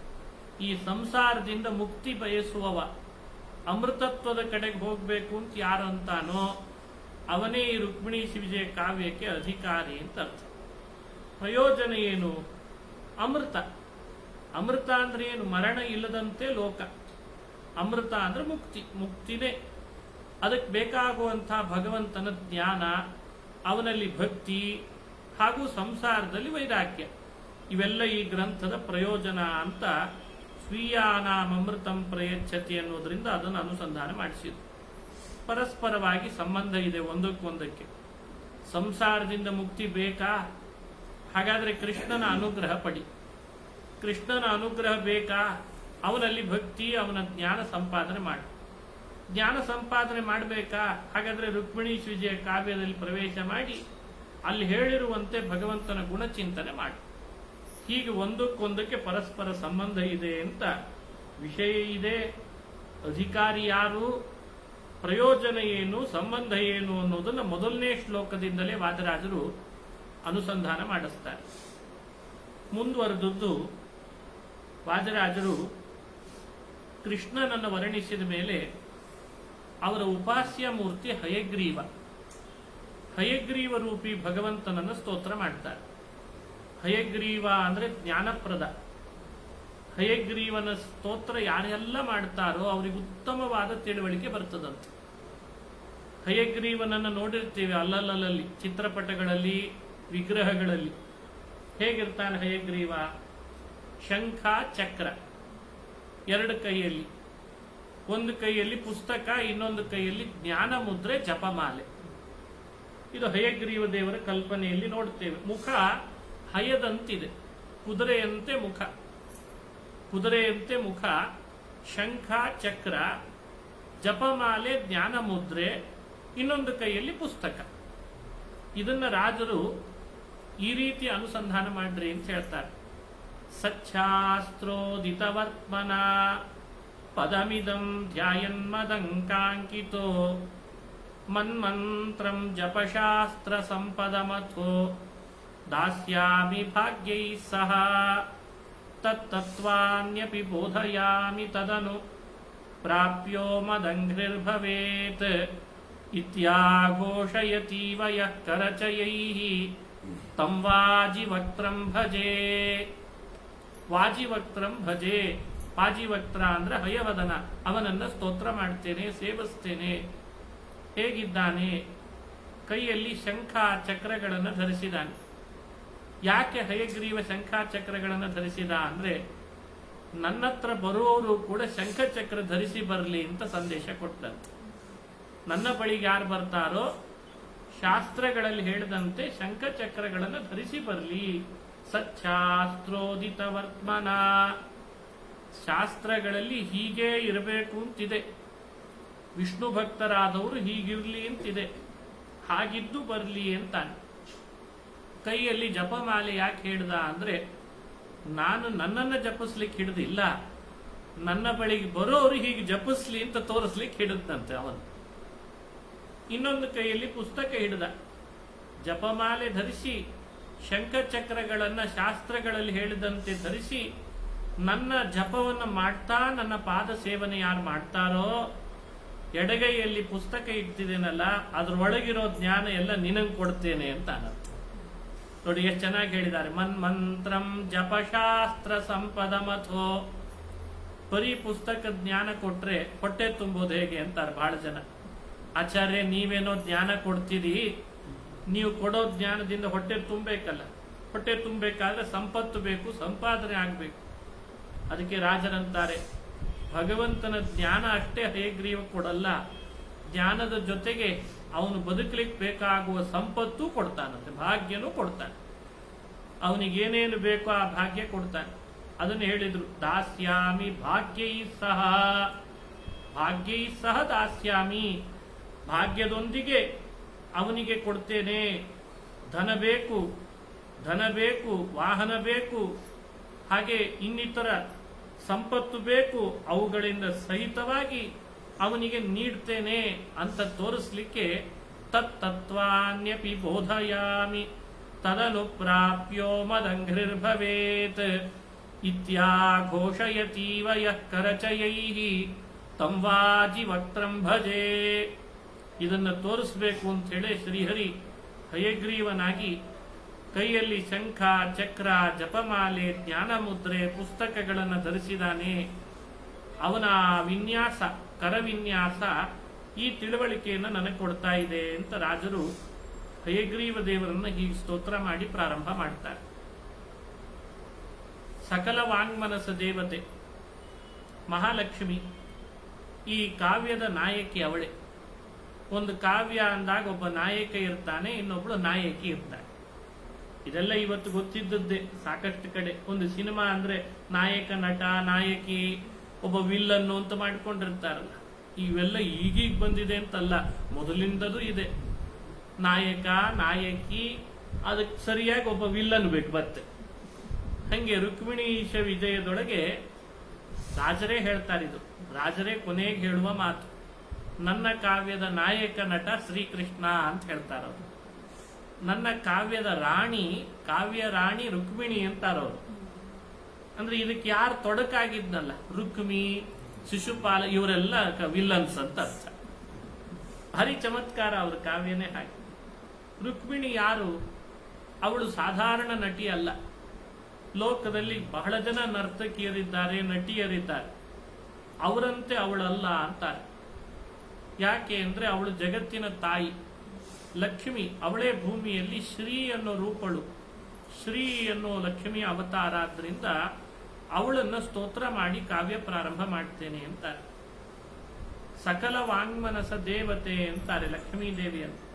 ನಮ್ಮ ಮಾತು, ನಮ್ಮ ಮನಸ್ಸು ಎಲ್ಲವನ್ನ ನಿಯಂತ್ರಣ ಮಾಡುವಳು ಲಕ್ಷ್ಮೀ ದೇವಿ ಅಂತ.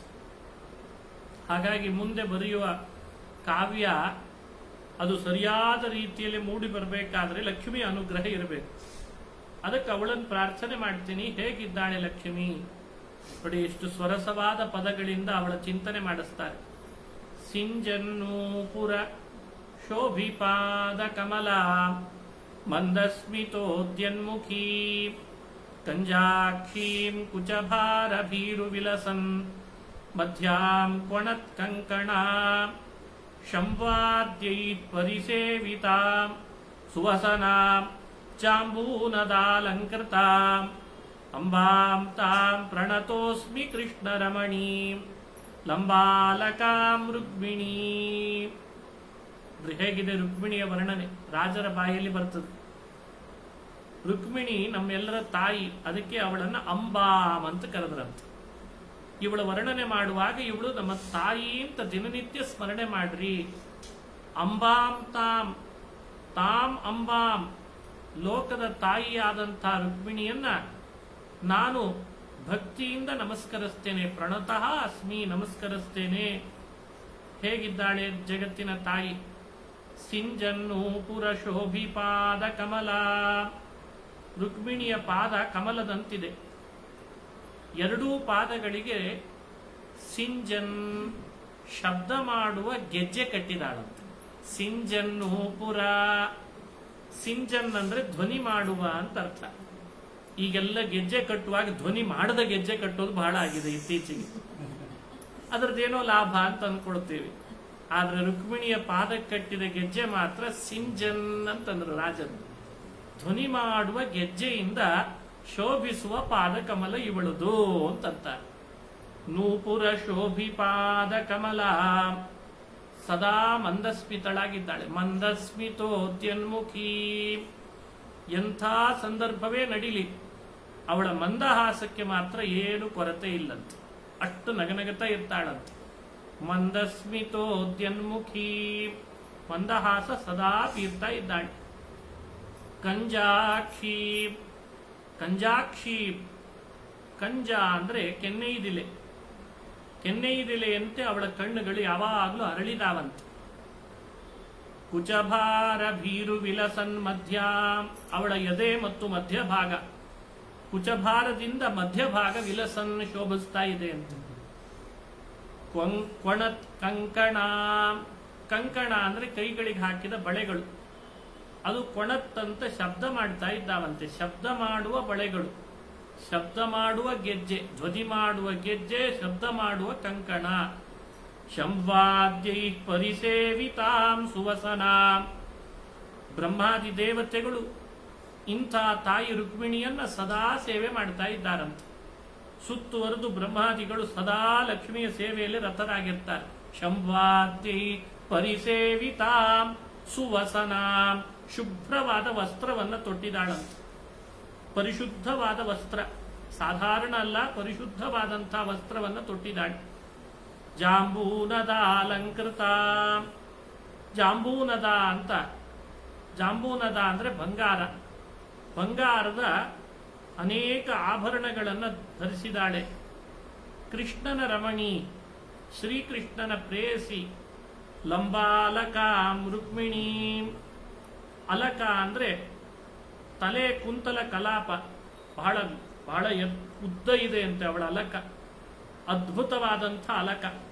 ಅದರಿಂದ ಶೋಭಾಯಮಾನಳಾದ ತಾಯಿ ರುಕ್ಮಿಣಿಯನ್ನ ಭಕ್ತಿಯಿಂದ ನಮಸ್ಕರಿಸ್ತೇನೆ ಅಂತ ರಾಜರು ಈ ಶ್ಲೋಕದಲ್ಲಿ ಲಕ್ಷ್ಮೀ ದೇವಿಯ ಅನುಸಂಧಾನ ಮಾಡ್ತಾ ಇದ್ದಾರೆ. ಲಕ್ಷ್ಮಿ ಹೀಗಿದ್ದಾಳೆ ಜಗಜ್ಜನನಿ ಅಂತ ನಾವು ಸಕಲ ವಾಂಗ್ಮನಸ ದೇವತೆ ಆದ್ರಿಂದ ಅವಳನ್ನ ಸ್ಮರಣೆ ಮಾಡಬೇಕು.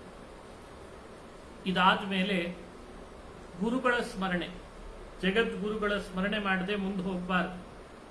ಹಾಗಾಗಿ ಗುರುಗಳ ಸ್ಮರಣೆ ಮಾಡ್ತಾರೆ. ಗುರುಗಳು ಅಂದ್ರೆ ಯಾರು?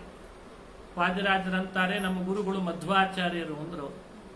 ಅದರಲ್ಲೇನು ಬಿಡೆ ಇದೆ ಅಂತಾರೆ. ಅದರಲ್ಲೇನು ಬಿಡೆ? ಅವರನ್ನು ಸ್ಮರಣೆ ಮಾಡದೆ ಇರ್ಲಿಕ್ಕಾಗ್ತದೆ ಜಗದ್ಗುರುಗಳನ್ನ. ವಿಶ್ವಗುರುಗಳ ಸ್ಮರಣೆ ಮಾಡದೆ ಇರ್ಲಿಕ್ಕಾಗ್ತದೆ ದಿನನಿತ್ಯ? ಹೇಗಿದ್ದಾರೆ ನಮ್ಮ ವಿಶ್ವಗುರುಗಳು? ಅದಕ್ಕಂತಾರೆ ನಮ್ಮ ಮಧ್ವಾಚಾರ್ಯರು ಅಂದ್ರೆ ಹಂಸ ಪಕ್ಷಿ ಅಂತಂದ್ರು. ಹಂಸ ಪಕ್ಷಿ, ಕೃಷ್ಣ ಕ್ಷೀರಸಾಗರ, ಮಧ್ವಾಚಾರ್ಯರು ಹಂಸ ಪಕ್ಷಿ ಅಂತಾರೆ. ಹಂಸ ಪಕ್ಷಿಯಲ್ಲಿರೋ ಗುಣಗಳೆಲ್ಲ ಇವರಲ್ಲಿ ನನಗೆ ಕಾಣ್ತಾ ಇದೆ. ಸತ್ಸಂಗಮಾನಸ ಸರೋವರ ಮಧ್ಯವರ್ತಿ, ಕೃಷ್ಣಾಂಘ್ರಿಚಾರು ಕಮಲಾರ್ಪಿತ ಚಿತ್ತವೃತ್ತಿ, ಶಾಸ್ತ್ರಾತಿ ಮಂಜುಪದ ರಂಜಿತ ರಮ್ಯ ಸಂಸತ್, ಆಸ್ಮಾಕ ಹೃತ್ ಸರಸಿಜೇಸ್ತು ಸಮಧ್ವಹಂಸಃ. ಮಧ್ವಹಂಸಃ, ಮಧ್ವಾಚಾರ್ಯರೆಂಬ ಹಂಸ ಪಕ್ಷಿ ಸದಾ ನನ್ನ ಮನಸ್ಸಿನೊಳಗೆ ಇರಲಿ. ಹೇಗಿದೆ ಆ ಹಂಸ ಪಕ್ಷಿ ಅಂದ್ರೆ, ಯಾವಾಗಲೂ ಹಂಸ ಸರೋವರದಲ್ಲಿ ಇರ್ತದೆ, ಕಮಲದ ಹತ್ತತ್ರ ಹೋಗ್ತಿರ್ತದೆ, ಕಮಲದ ಹತ್ರ ಹೋಗ್ತಾ ಇರ್ತದೆ ಯಾವಾಗಲೂ. ಆಗಾಗ ಗಾನ ಮಾಡ್ತದೆ. ಹಂಸ ಗಾನ, ಹಂಸ ಗೀತೆ ಅಂತ ಬಹಳ ಪ್ರಸಿದ್ಧ, ಭಾರಿ ಅದ್ಭುತ ಅದರ ಗಾನ. ಮಧ್ವಾಚಾರ್ಯರು ಹಾಗೆ ಇದ್ದಾರೆ ಅಂತಾರೆ. ಏನೆಲ್ಲ ಇದ್ದಾರೆ? ಸತ್ಸಂಗ ಮಾನಸ ಸರೋವರ ಮಧ್ಯವರ್ತಿ. ಮಧ್ವಾಚಾರ್ಯ ಯಾವಾಗಲೂ ಎಲ್ಲಿರ್ತಾರೆ ಅಂದ್ರೆ, ಸಜ್ಜನರು ಅಂದ್ರೆ ಉತ್ತಮವಾದ ವೇದಾಂತಗಳನ್ನು ಅಧ್ಯಯನ ಮಾಡಿದಂತಹ ಸಜ್ಜನರು, ಅವರ ಮಾನಸನೇ ಒಂದು ಸರೋವರ ಇದ್ದಂತೆ. ಆ ಮಾನಸ ಸರೋವರದೊಳಗೆ ಯಾವಾಗಲೂ ವಿಹಾರ ಮಾಡುವ ಹಂಸ ಅಂದ್ರೆ ಮಧ್ವಹಂಸ ಅಂತ ಅರ್ಥ. ಕಮಲ, ಕೃಷ್ಣನ ಪಾದಗಳೇ ಕಮಲ ಅಂತ. ಮಧ್ವರ ಮನಸ್ಸು ಸದಾ ಕೃಷ್ಣನ ಪಾದಗಳಲ್ಲಿ ಇರ್ತದೆ. ಹಾಗಾಗಿ ಕೃಷ್ಣಾಂಘ್ರಿಚಾರು ಕಮಲಾರ್ಪಿತ ಚಿತ್ತವೃತ್ತಿ, ಕೃಷ್ಣನ ಪಾದಗಳು ಅನ್ನೋ ಕಮಲದಲ್ಲಿ ಸದಾ ಮನಸ್ಸನ್ನಿರಿಸಿದಂತಹ ಹಂಸ ಅದು ನಮ್ಮ ಗುರುಗಳಾದ ಮಧ್ವಹಂಸ ಅಂತಂತಾರೆ. ಶಾಸ್ತ್ರಾತಿ ಮಂಜುಪದ ರಂಜಿತ ರಮ್ಯ ಸಂಸತ್, ಹಂಸ ಯಾವಾಗಲೂ ಗಾನ ಮಾಡ್ತದೆ, ಹಂಸ ಗೀತೆ ಅಂತ ಪ್ರಸಿದ್ಧಿ. ಮಧ್ವಹಂಸವೂ ಗಾನ ಮಾಡ್ತದೆ ಅಂದ್ರೆ ಅವರು ಯಾವ ಗಾನ? ಮಧ್ವಾಚಾರ್ಯರು ಶಾಸ್ತ್ರಗಳಲ್ಲಿ ಬರುವ ರಮಣೀಯ ಪದಗಳನ್ನು ಗಾನ ಮಾಡ್ತಾರಂತೆ. ಶಾಸ್ತ್ರಾತಿ ಮಂಜುಪದ ರಂಜಿತ ರಮ್ಯ ಸಂಸತ್. ಒಂದು ಸಭೆ ಒಳಗೆ ಏನಾದ್ರೂ ಮಧ್ವಾಚಾರ್ಯರು ಕುಳಿತು ಶಾಸ್ತ್ರಗಳ ವ್ಯಾಖ್ಯಾನ ಮಾಡ್ಲಿಕ್ಕೆ ಶುರು ಮಾಡಿದ್ರೆ ಅದು ಹಂಸಗೀತೆ ಇದ್ದಾಗಿರ್ತಿತ್ತಂತೆ. ಇಡೀ ಸಭೆನೇ ಮಾರು ಹೋಗ್ತಾ ಇತ್ತು, ಅಂಥ ಅದ್ಭುತ. ಆ ಮಧ್ವಹಂಸ ಸದಾ ನನ್ನ ಮನಸ್ಸೆಂಬ ಕಮಲದಲ್ಲಿ ವಾಸ ಮಾಡಲಿ, ಇರಲಿ ಅಂತ ಪ್ರಾರ್ಥನೆ ಮಾಡ್ತಾರೆ. ಹೀಗೆ ಮಧ್ವಾಚಾರ್ಯರ ವರ್ಣನೆ ಮಾಡಿ ಅವರನ್ನು ಸ್ತೋತ್ರ ಮಾಡಿ ಮುಂದೆ ಭಾರತೀ ದೇವಿ, ಮುಖ್ಯ ಪ್ರಾಣನ ಪತ್ನಿ ಭಾರತೀ ದೇವಿ, ಅವಳನ್ನು ಸ್ತೋತ್ರ ಮಾಡಿದ್ದಾರೆ. ತಾಟಂಕದ್ವಯಶೋಭಿಕರ್ಣಯುಗಲಂ ಭ್ರಾಜದ್ದಯಾ ವೀಕ್ಷಣಂ ಪೂರ್ಣೇಂದುದ್ಯುತಿ ವಿದ್ರುಧಾ ವಿದ್ರುಮಾಧರ ರುಚಾ ವ್ಯಾಮಿಶ್ರ ಮಂದಸ್ಮಿತಂ ಈಶತ್ ಕುಂಚಿತ ಕುಂತಲಂ ಸತಿಲಕಂ ನಾಸೋಲ್ಲಸನ್ಮೌಕ್ತಿಕಂ ಭೂಯಾತ್ ಕೂರ್ಮ ಸದೃಕ್ಷಗಂಡಯುಗಲಂ ವಾಣೀಮುಖಂ ಶ್ರೇಯಸೇ. ವಾಣೀಮುಖಂ ಶ್ರೇಯಸೇ ಅಂತ ಭಾರತೀ ದೇವಿಯನ್ನು ಸ್ತೋತ್ರ ಮಾಡ್ತಾ ಈ ಕಾವ್ಯವನ್ನು ರಚನೆ ಮಾಡಲಿಕ್ಕೆ ಪ್ರಾರಂಭ ಮಾಡ್ತಾರೆ. ಈ ಕಾವ್ಯ ಪ್ರಾರಂಭದಲ್ಲಿ ಕೃಷ್ಣನ ಅವತಾರದ ಪೂರ್ವದಲ್ಲಿ ಏನಾಯಿತು ಅಂತ ತಿಳಿಸ್ತಾ ಬರ್ತದೆ. ಒಟ್ಟು 19 ಸರ್ಗ, ಬಹಳ ವಿಸ್ತೃತವಾಗಿದೆ. ಕೃಷ್ಣ ಅವತಾರದ ಪೂರ್ವಭಾವಿ ಕೆಲವು ಅಂಶಗಳು, ಅವತಾರದ ನಂತರ ಕೃಷ್ಣನ ಕಥೆ, ಬಾಲ್ಯಲೀಲೆಗಳು, ಆಮೇಲೆ ಕೃಷ್ಣ ಕಂಸನ ಸಂಹಾರ ಮಾಡಿದ್ದು, ಉಪನಯನ ಮಾಡಿಸ್ಕೊಂಡದ್ದು, ದ್ವಾರಕೆಯನ್ನ ರಚನೆ ಮಾಡಿದ್ದು, ಯಾದವರನ್ನೆಲ್ಲ ಮಥುರಾ ಪಟ್ಟಣದಿಂದ ದ್ವಾರಕೆಗೆ ಅಂತ ಕಳಿಸಿದ್ದು, ತಾನು ದ್ವಾರಕಾಧೀಶ ಅಂತ ಆದ ಮೇಲೆ ವಿದರ್ಭ ದೇಶದಿಂದ ರುಕ್ಮಿಣಿ ಪತ್ರ ಬರೆದದ್ದು, ಆ ಪತ್ರ ತಂದಂಥ ವಿಪ್ರನನ್ನ ಕೈ ಗಟ್ಟಿ ಹಿಡಿದು ರಥದಲ್ಲಿ ಕೂಡಿಸ್ಕೊಂಡು ತಾನೇ ವಿದರ್ಭ ದೇಶಕ್ಕೆ ಅಂತ ಹೋಗಿ ರುಕ್ಮಿಣಿಯನ್ನ ರಥದಲ್ಲಿ ತಾನು ಕೂಡಿಸ್ಕೊಂಡು ರುಕ್ಮಿಣಿಯನ್ನು ಅಪಹರಿಸಿದ ಅಂತ ಮೇಲ್ನೋಟಕ್ಕೆ ನೋಡಿದರೆ ರುಕ್ಮಿಣಿನೇ ಕೃಷ್ಣನ ರಥದಲ್ಲಿ ಬರ್ಲಿಕ್ಕೆ ಸಿದ್ಧಳಾಗಿದ್ಲಂತ. ಅವಳನ್ನ ಕರೆದುಕೊಂಡು ಬಂದು ಮೂಲಮಾಧವ ಅಂತ ಒಂದು ಕ್ಷೇತ್ರ, ಇವತ್ತಿನ ದ್ವಾರಕೆ ಸಮೀಪದಲ್ಲಿದೆ ಈ ಕ್ಷೇತ್ರ. ರುಕ್ಮಿಣಿ ಕೃಷ್ಣರಿಗೆ ವಿವಾಹ ಆದ ಸ್ಥಳ ಅಂತದ್ದು. ದ್ವಾರಕೆಯಲ್ಲಿ ವಿವಾಹ ಮಾಡಿಕೊಳ್ಳಿಲ್ಲ ಕೃಷ್ಣ, ವಿದರ್ಭ ದೇಶದಲ್ಲೂ ವಿವಾಹ ಮಾಡಿಕೊಳ್ಳಿಲ್ಲ. ಯಾಕಂದ್ರೆ ವಿದರ್ಭದಲ್ಲಿ ಬೇರೆಯವರೇ ತುಂಬಿಕೊಂಡಿದ್ರು. ಅದಕ್ಕೆ ದ್ವಾರಕೆನೂ ಅಲ್ಲ, ವಿದರ್ಭನೂ ಅಲ್ಲ, ಮೂಲ ಮಾಧವ ಅನ್ನೋ ಕ್ಷೇತ್ರದಲ್ಲಿ ಮಾಡಿಕೊಂಡ ಅಂತಾರೆ ವಾದರಾಜ. ರುಕ್ಮಿಣಿಯನ್ನು ಕರ್ಕೊಂಡು ಬಂದು ಮೂಲ ಮಾಧವ ಕ್ಷೇತ್ರದಲ್ಲಿ ಯಾದವರನ್ನೆಲ್ಲ ಅಲ್ಲಿ ಬರಮಾಡಿಕೊಂಡಿದ್ದಂತೆ. ಯಾದವರನ್ನು ಬರಮಾಡಿಕೊಂಡು ಕೆಲವು ಯಾದವರೆಲ್ಲ ವರನ ಪಕ್ಷದ ಕಡೆ, ಕೆಲವು ಯಾದವರೆಲ್ಲ ವಧುವಿನ ಪಕ್ಷದ ಕಡೆ ಅಂತ ಮಾಡಿಸಿದ್ದಂತೆ. ರುಕ್ಮಿಣಿಯ ವಿವಾಹ ಅಂದ್ರೆ ಅದು ಗಾಂಧರ್ವ ವಿವಾಹ ಅಲ್ಲ. ವಿವಾಹ ಬಹಳ ಇದೆ, 8 ಥರ ಇದೆ ಒಟ್ಟು. ಬ್ರಾಹ್ಮಣ ವಿವಾಹ, ರಾಕ್ಷಸ ವಿವಾಹ, ಗಾಂಧರ್ವ ವಿವಾಹ, ಪ್ರಾಜಾಪತ್ಯ ವಿವಾಹ ಅಂತ ವಿವಾಹಗಳಲ್ಲಿ 8 ಥರ ಇದೆ. ಬ್ರಾಹ್ಮಣ ವಿವಾಹ ಅಂದ್ರೆ ವರ ಮತ್ತು ವಧು ಇಬ್ಬರಲ್ಲಿಯೂ ಹಿರಿಯರು ಏನು ಹೇಳ್ತಾರೋ ಹಾಗೆ ಒಪ್ಪುಕೊಂಡು ಲಾಜಹೋಮ ಮಂತ್ರ ವಿಧಿಪೂರ್ವಕವಾಗಿ ಪಾಣಿಗ್ರಹಣ ಮಾಡಿ ಲಾಜಹೋಮಾದಿಗಳನ್ನು ಮಾಡಿಸ್ಕೊಳ್ಳೋದಕ್ಕೆಲ್ಲ ಬ್ರಾಹ್ಮಣ ವಿವಾಹ ಅಂತ ಹೆಸರಂತ. ಈ ರಾಕ್ಷಸ ವಿವಾಹ ಅಂತ ಒಂದಿದೆ. ರಾಕ್ಷಸ ವಿವಾಹ ಅಂದ್ರೆ ಪಾಣಿಗ್ರಹಣ ಮೊದಲು ಮಾಡೋದಂತೆ, ಲಾಜಹೋಮ ಆಮೇಲೆ ಮಾಡ್ಬೇಕಂತ. ಲಾಜಹೋಮ, ಸಪ್ತಪದಿ ಅವೆಲ್ಲ ಕನ್ಯೆ ಒಪ್ಪಿಸಿ ಕೊಡೋದು ಅದೆಲ್ಲ ಆಮೇಲಂತೆ. ಅಂತೂ 2 ಬಹಳ ವಿರುದ್ಧ ವಿವಾಹಗಳು. ಬ್ರಾಹ್ಮಣ ವಿವಾಹ, ರಾಕ್ಷಸ ವಿವಾಹ ಬಹಳ ಪರಸ್ಪರ ವಿರುದ್ಧ ವಿವಾಹ. ರುಕ್ಮಿಣಿ ಪತ್ರ ಬರೆಯುವಾಗ ಕೃಷ್ಣನಿಗೆ 8 ವಿವಾಹಗಳಲ್ಲಿ ನನ್ನನ್ನ ರಾಕ್ಷಸ ವಿಧಿಯಿಂದ ವಿವಾಹ ಮಾಡ್ಕೊ ಅಂತ ಬರ್ದಿದ್ಲಂತ. ನೋಡಿ, ಅವಳಿಗೆ ಗೊತ್ತಿತ್ತು ವಿವಾಹ ಎಷ್ಟು ತರ ಅಂತ. ಅಲ್ಲ, ಈಗ ಏನ್ ಮಾಡಿದ್ರು ವಿವಾಹ ಅಂತ ಶುರು ಮಾಡಿಕೊಂಡಿದ್ದೇವೆ. ಏನ್ ಮಾಡಿದ್ರು ಅದೇ ವಿವಾಹ. ಹಾಗಿಲ್ಲ, 8 ಥರದ ವಿವಾಹಗಳಲ್ಲಿ ಗಾಂಧರ್ವ ಬೇಡ, ರಾಜಾಪತ್ಯ ಬೇಡ, ಬ್ರಾಹ್ಮಣ ಬೇಡ. ಈ ಸೀತಾ ಸ್ವಯಂವರ ಅಂತ ಆಯ್ತು, ಜನಕ ರಾಜ ಮಾಡಿಕೊಟ್ಟ, ಅದು ಬ್ರಾಹ್ಮಣ ವಿವಾಹ. ಬ್ರಾಹ್ಮಣ ವಿವಾಹ ಅಂದ್ರೆ ಬ್ರಾಹ್ಮಣ ಜಾತಿ ಮಾಡ್ಕೊಳ್ಳೋ ವಿವಾಹದ ಹೆಸರಲ್ಲ. ವಿವಾಹದಲ್ಲಿ ಪಾಣಿಗ್ರಹಣ ಪೂರ್ವಕ ಲಾಜಹೋಮ ಮಾಡ್ಕೊಳ್ಳೋದಕ್ಕೆ ಬ್ರಾಹ್ಮಣ ವಿವಾಹ ಅಂತ ಕರೀತಾರೆ. ಹೀಗಾಗಿ ಇಲ್ಲಿ ಏನಾಗಿದೆ ಅಂದ್ರೆ ಕೃಷ್ಣನಿಗೆ ಪತ್ರ ಬರೆಯುವಾಗಲೇ ಹಾಗೆ ಬರೆದಿದ್ಲಂತೆ. ತ್ವಮ್ರಾಕ್ಷಸೇನ ವಿಧಿನ, ಭಾಗವತ ಹೇಳ್ತದೆ ದಶಮಸ್ಕಂದ. ಕೃಷ್ಣ, ಈ ಬಾರಿ ನನ್ನನ್ನು ವಿವಾಹ ಮಾಡ್ಕೊಳ್ಳೋದಾದ್ರೆ ನೀನ್ ರಾಕ್ಷಸ ವಿಧಿಯಿಂದಲೇ ಮಾಡ್ಕೊಳ್ಬೇಕು ಅಂತ. ಈ ರಾಕ್ಷಸ ವಿಧಿ ವಿವಾಹದಲ್ಲಿ ಒಂದೇನಪ್ಪ ಅಂದ್ರೆ ಸಮಸ್ಯೆ, ತಡೆಗಟ್ಲಿಕ್ಕೆ ಬರೋರು ಬಹಳ ಇರ್ತಾರಂತ. ಹಾಗಾಗಿ ಇಲ್ಲಿ ಶುಲ್ಕ ಕೊಟ್ಟು ವಿವಾಹ ಮಾಡ್ಕೋಬೇಕಾಗ್ತದೆ. ಶುಲ್ಕ ಏನು ಅಂದ್ರೆ ವೀರ್ಯ ಶುಲ್ಕ, ಪರಾಕ್ರಮ ಶುಲ್ಕ ಕೊಡ್ಬೇಕಂತೆ. ಯಾರೆಲ್ಲ ರುಕ್ಮಿಣಿಯನ್ನು ಬಯಸಿ ನನಗೆ ಬೇಕು ಅಂತ ಬರ್ತಾರೆ ಅವರು ಯುದ್ಧ ಮಾಡ್ತಾರೆ.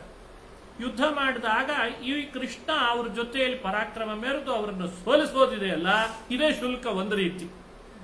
ಹೀಗೆ ಪರಾಕ್ರಮ ಶುಲ್ಕ ಕೊಟ್ಟು ಅವಳನ್ನು ಕರೆದುಕೊಂಡು ಹೋಗಿ ಆಮೇಲೆ ಪಾಣಿಗ್ರಹಣ ಮೊದಲೇ ಆಗೋಯ್ತಾದ್ರಿಂದ ಪಾಣಿಗ್ರಹಣ ಆದ್ಮೇಲೆ ಮುಂದೆ ಲಾಜಹೋಮ ಮತ್ತು ನಿಶ್ಚಯ ಮುಂತಾದವುಗಳನ್ನು ಮಾಡ್ತಾರೆ. ಹೀಗೆಲ್ಲ ವ್ಯತ್ಯಾಸ ವಿವಾಹಗಳಲ್ಲಿದೆ. ಶ್ರೀಕೃಷ್ಣನನ್ನ ಒತ್ತಾಯ ಮಾಡಿ ಕೇಳ್ಕೊಂಡ್ಲಂತೆ, ನನ್ನನ್ನು ರಾಕ್ಷಸ ವಿಧಿಯಿಂದಲೇ ವಿವಾಹ ಮಾಡಿಕೊಳ್ಬೇಕು ಅಂತ ರುಕ್ಮಿಣಿ. ಅದಕ್ಕೆ ಕೃಷ್ಣ ವಿವಾಹ ಹಾಗೆ ಮಾಡಿಕೊಂಡ ಅಂತ ಹೇಳಿದೆ ಭಾಗವತ. ಈ ವಿಷಯವನ್ನೆಲ್ಲ ರಾಜರು ರುಕ್ಮಿಣೀಶ ವಿಜಯದಲ್ಲಿ 14ನೇ ಸರ್ಗದಿಂದ ಮುಂದುವರೆದ ಭಾಗದಲ್ಲಿ ವರ್ಣನೆ ಮಾಡ್ತಾರೆ. ಆಮೇಲೆ ವಿವಾಹ ಆದಮೇಲೆ ಇಬ್ಬರು ದಂಪತಿಗಳು ನವದಂಪತಿಗಳಾದ ಮೇಲೆ ಅವರಿಗೆ ಶೋಭನ ಅಂತ ಮಾಡಿದ್ರಂತೆ. ಒಟ್ಟು 4 ದಿನ ವಿವಾಹ ಆಗಿದೆ. ರುಕ್ಮಿಣಿ ಕಲ್ಯಾಣ ಅಂದ್ರೆ 4 ದಿನ ನಡೆದದ್ದಂತೆ. ಈಗೆಲ್ಲ ರಿಸೆಪ್ಷನ್ ಅಂತೊಂದು ಬೇರೆ, ಸತ್ಯನಾರಾಯಣ ಪೂಜೆ ಅಂತೊಂದು ಬೇರೆ, ಏನೇನೋ ಮಾಡ್ತಿರ್ತಾರೆ. ಕೃಷ್ಣ ಹಾಗೆ 4 ದಿನ ವಿವಾಹ ಮಾಡಿಕೊಂಡ ಅಂತ ಹೇಳ್ತಾರೆ. ಆಮೇಲೆ ಅವರಿಬ್ಬರು ನವದಂಪತಿಗಳಾದರು. ನವದಂಪತಿಗಳಾಗಿ ಭಾರಿ ವಿಹಾರ ಮಾಡಿದ್ರು. ಭಾರಿ ವಿಹಾರ ಮಾಡಿದ್ದಾರೆ. ಅವರಿಬ್ಬರ ವಿಹಾರದ ವಿಷಯವನ್ನ ಹೇಳಿ ಕೊನೆಗೆ ರಾಜರು ಇದನ್ನು ಮುಕ್ತಾಯ ಮಾಡ್ತಾರೆ. ಕೃಷ್ಣ ಮುಂದೆ ಅರ್ಜುನ ಸಾರಥಿಯಾಗಿ, ರಥ ಸಾರಥಿಯಾಗಿ ಯುದ್ಧ ಯಾವುದು ಹೇಳಲಿಲ್ಲ. ಇಲ್ಲಿ ಕೃಷ್ಣನ ವಿಹಾರ ರುಕ್ಮಿಣಿಯೊಟ್ಟಿಗೆ ಮಾಡಿದ್ದು. ಎಲ್ಲಿದ ಪ್ರಾರಂಭ ಆಗಿದೆ?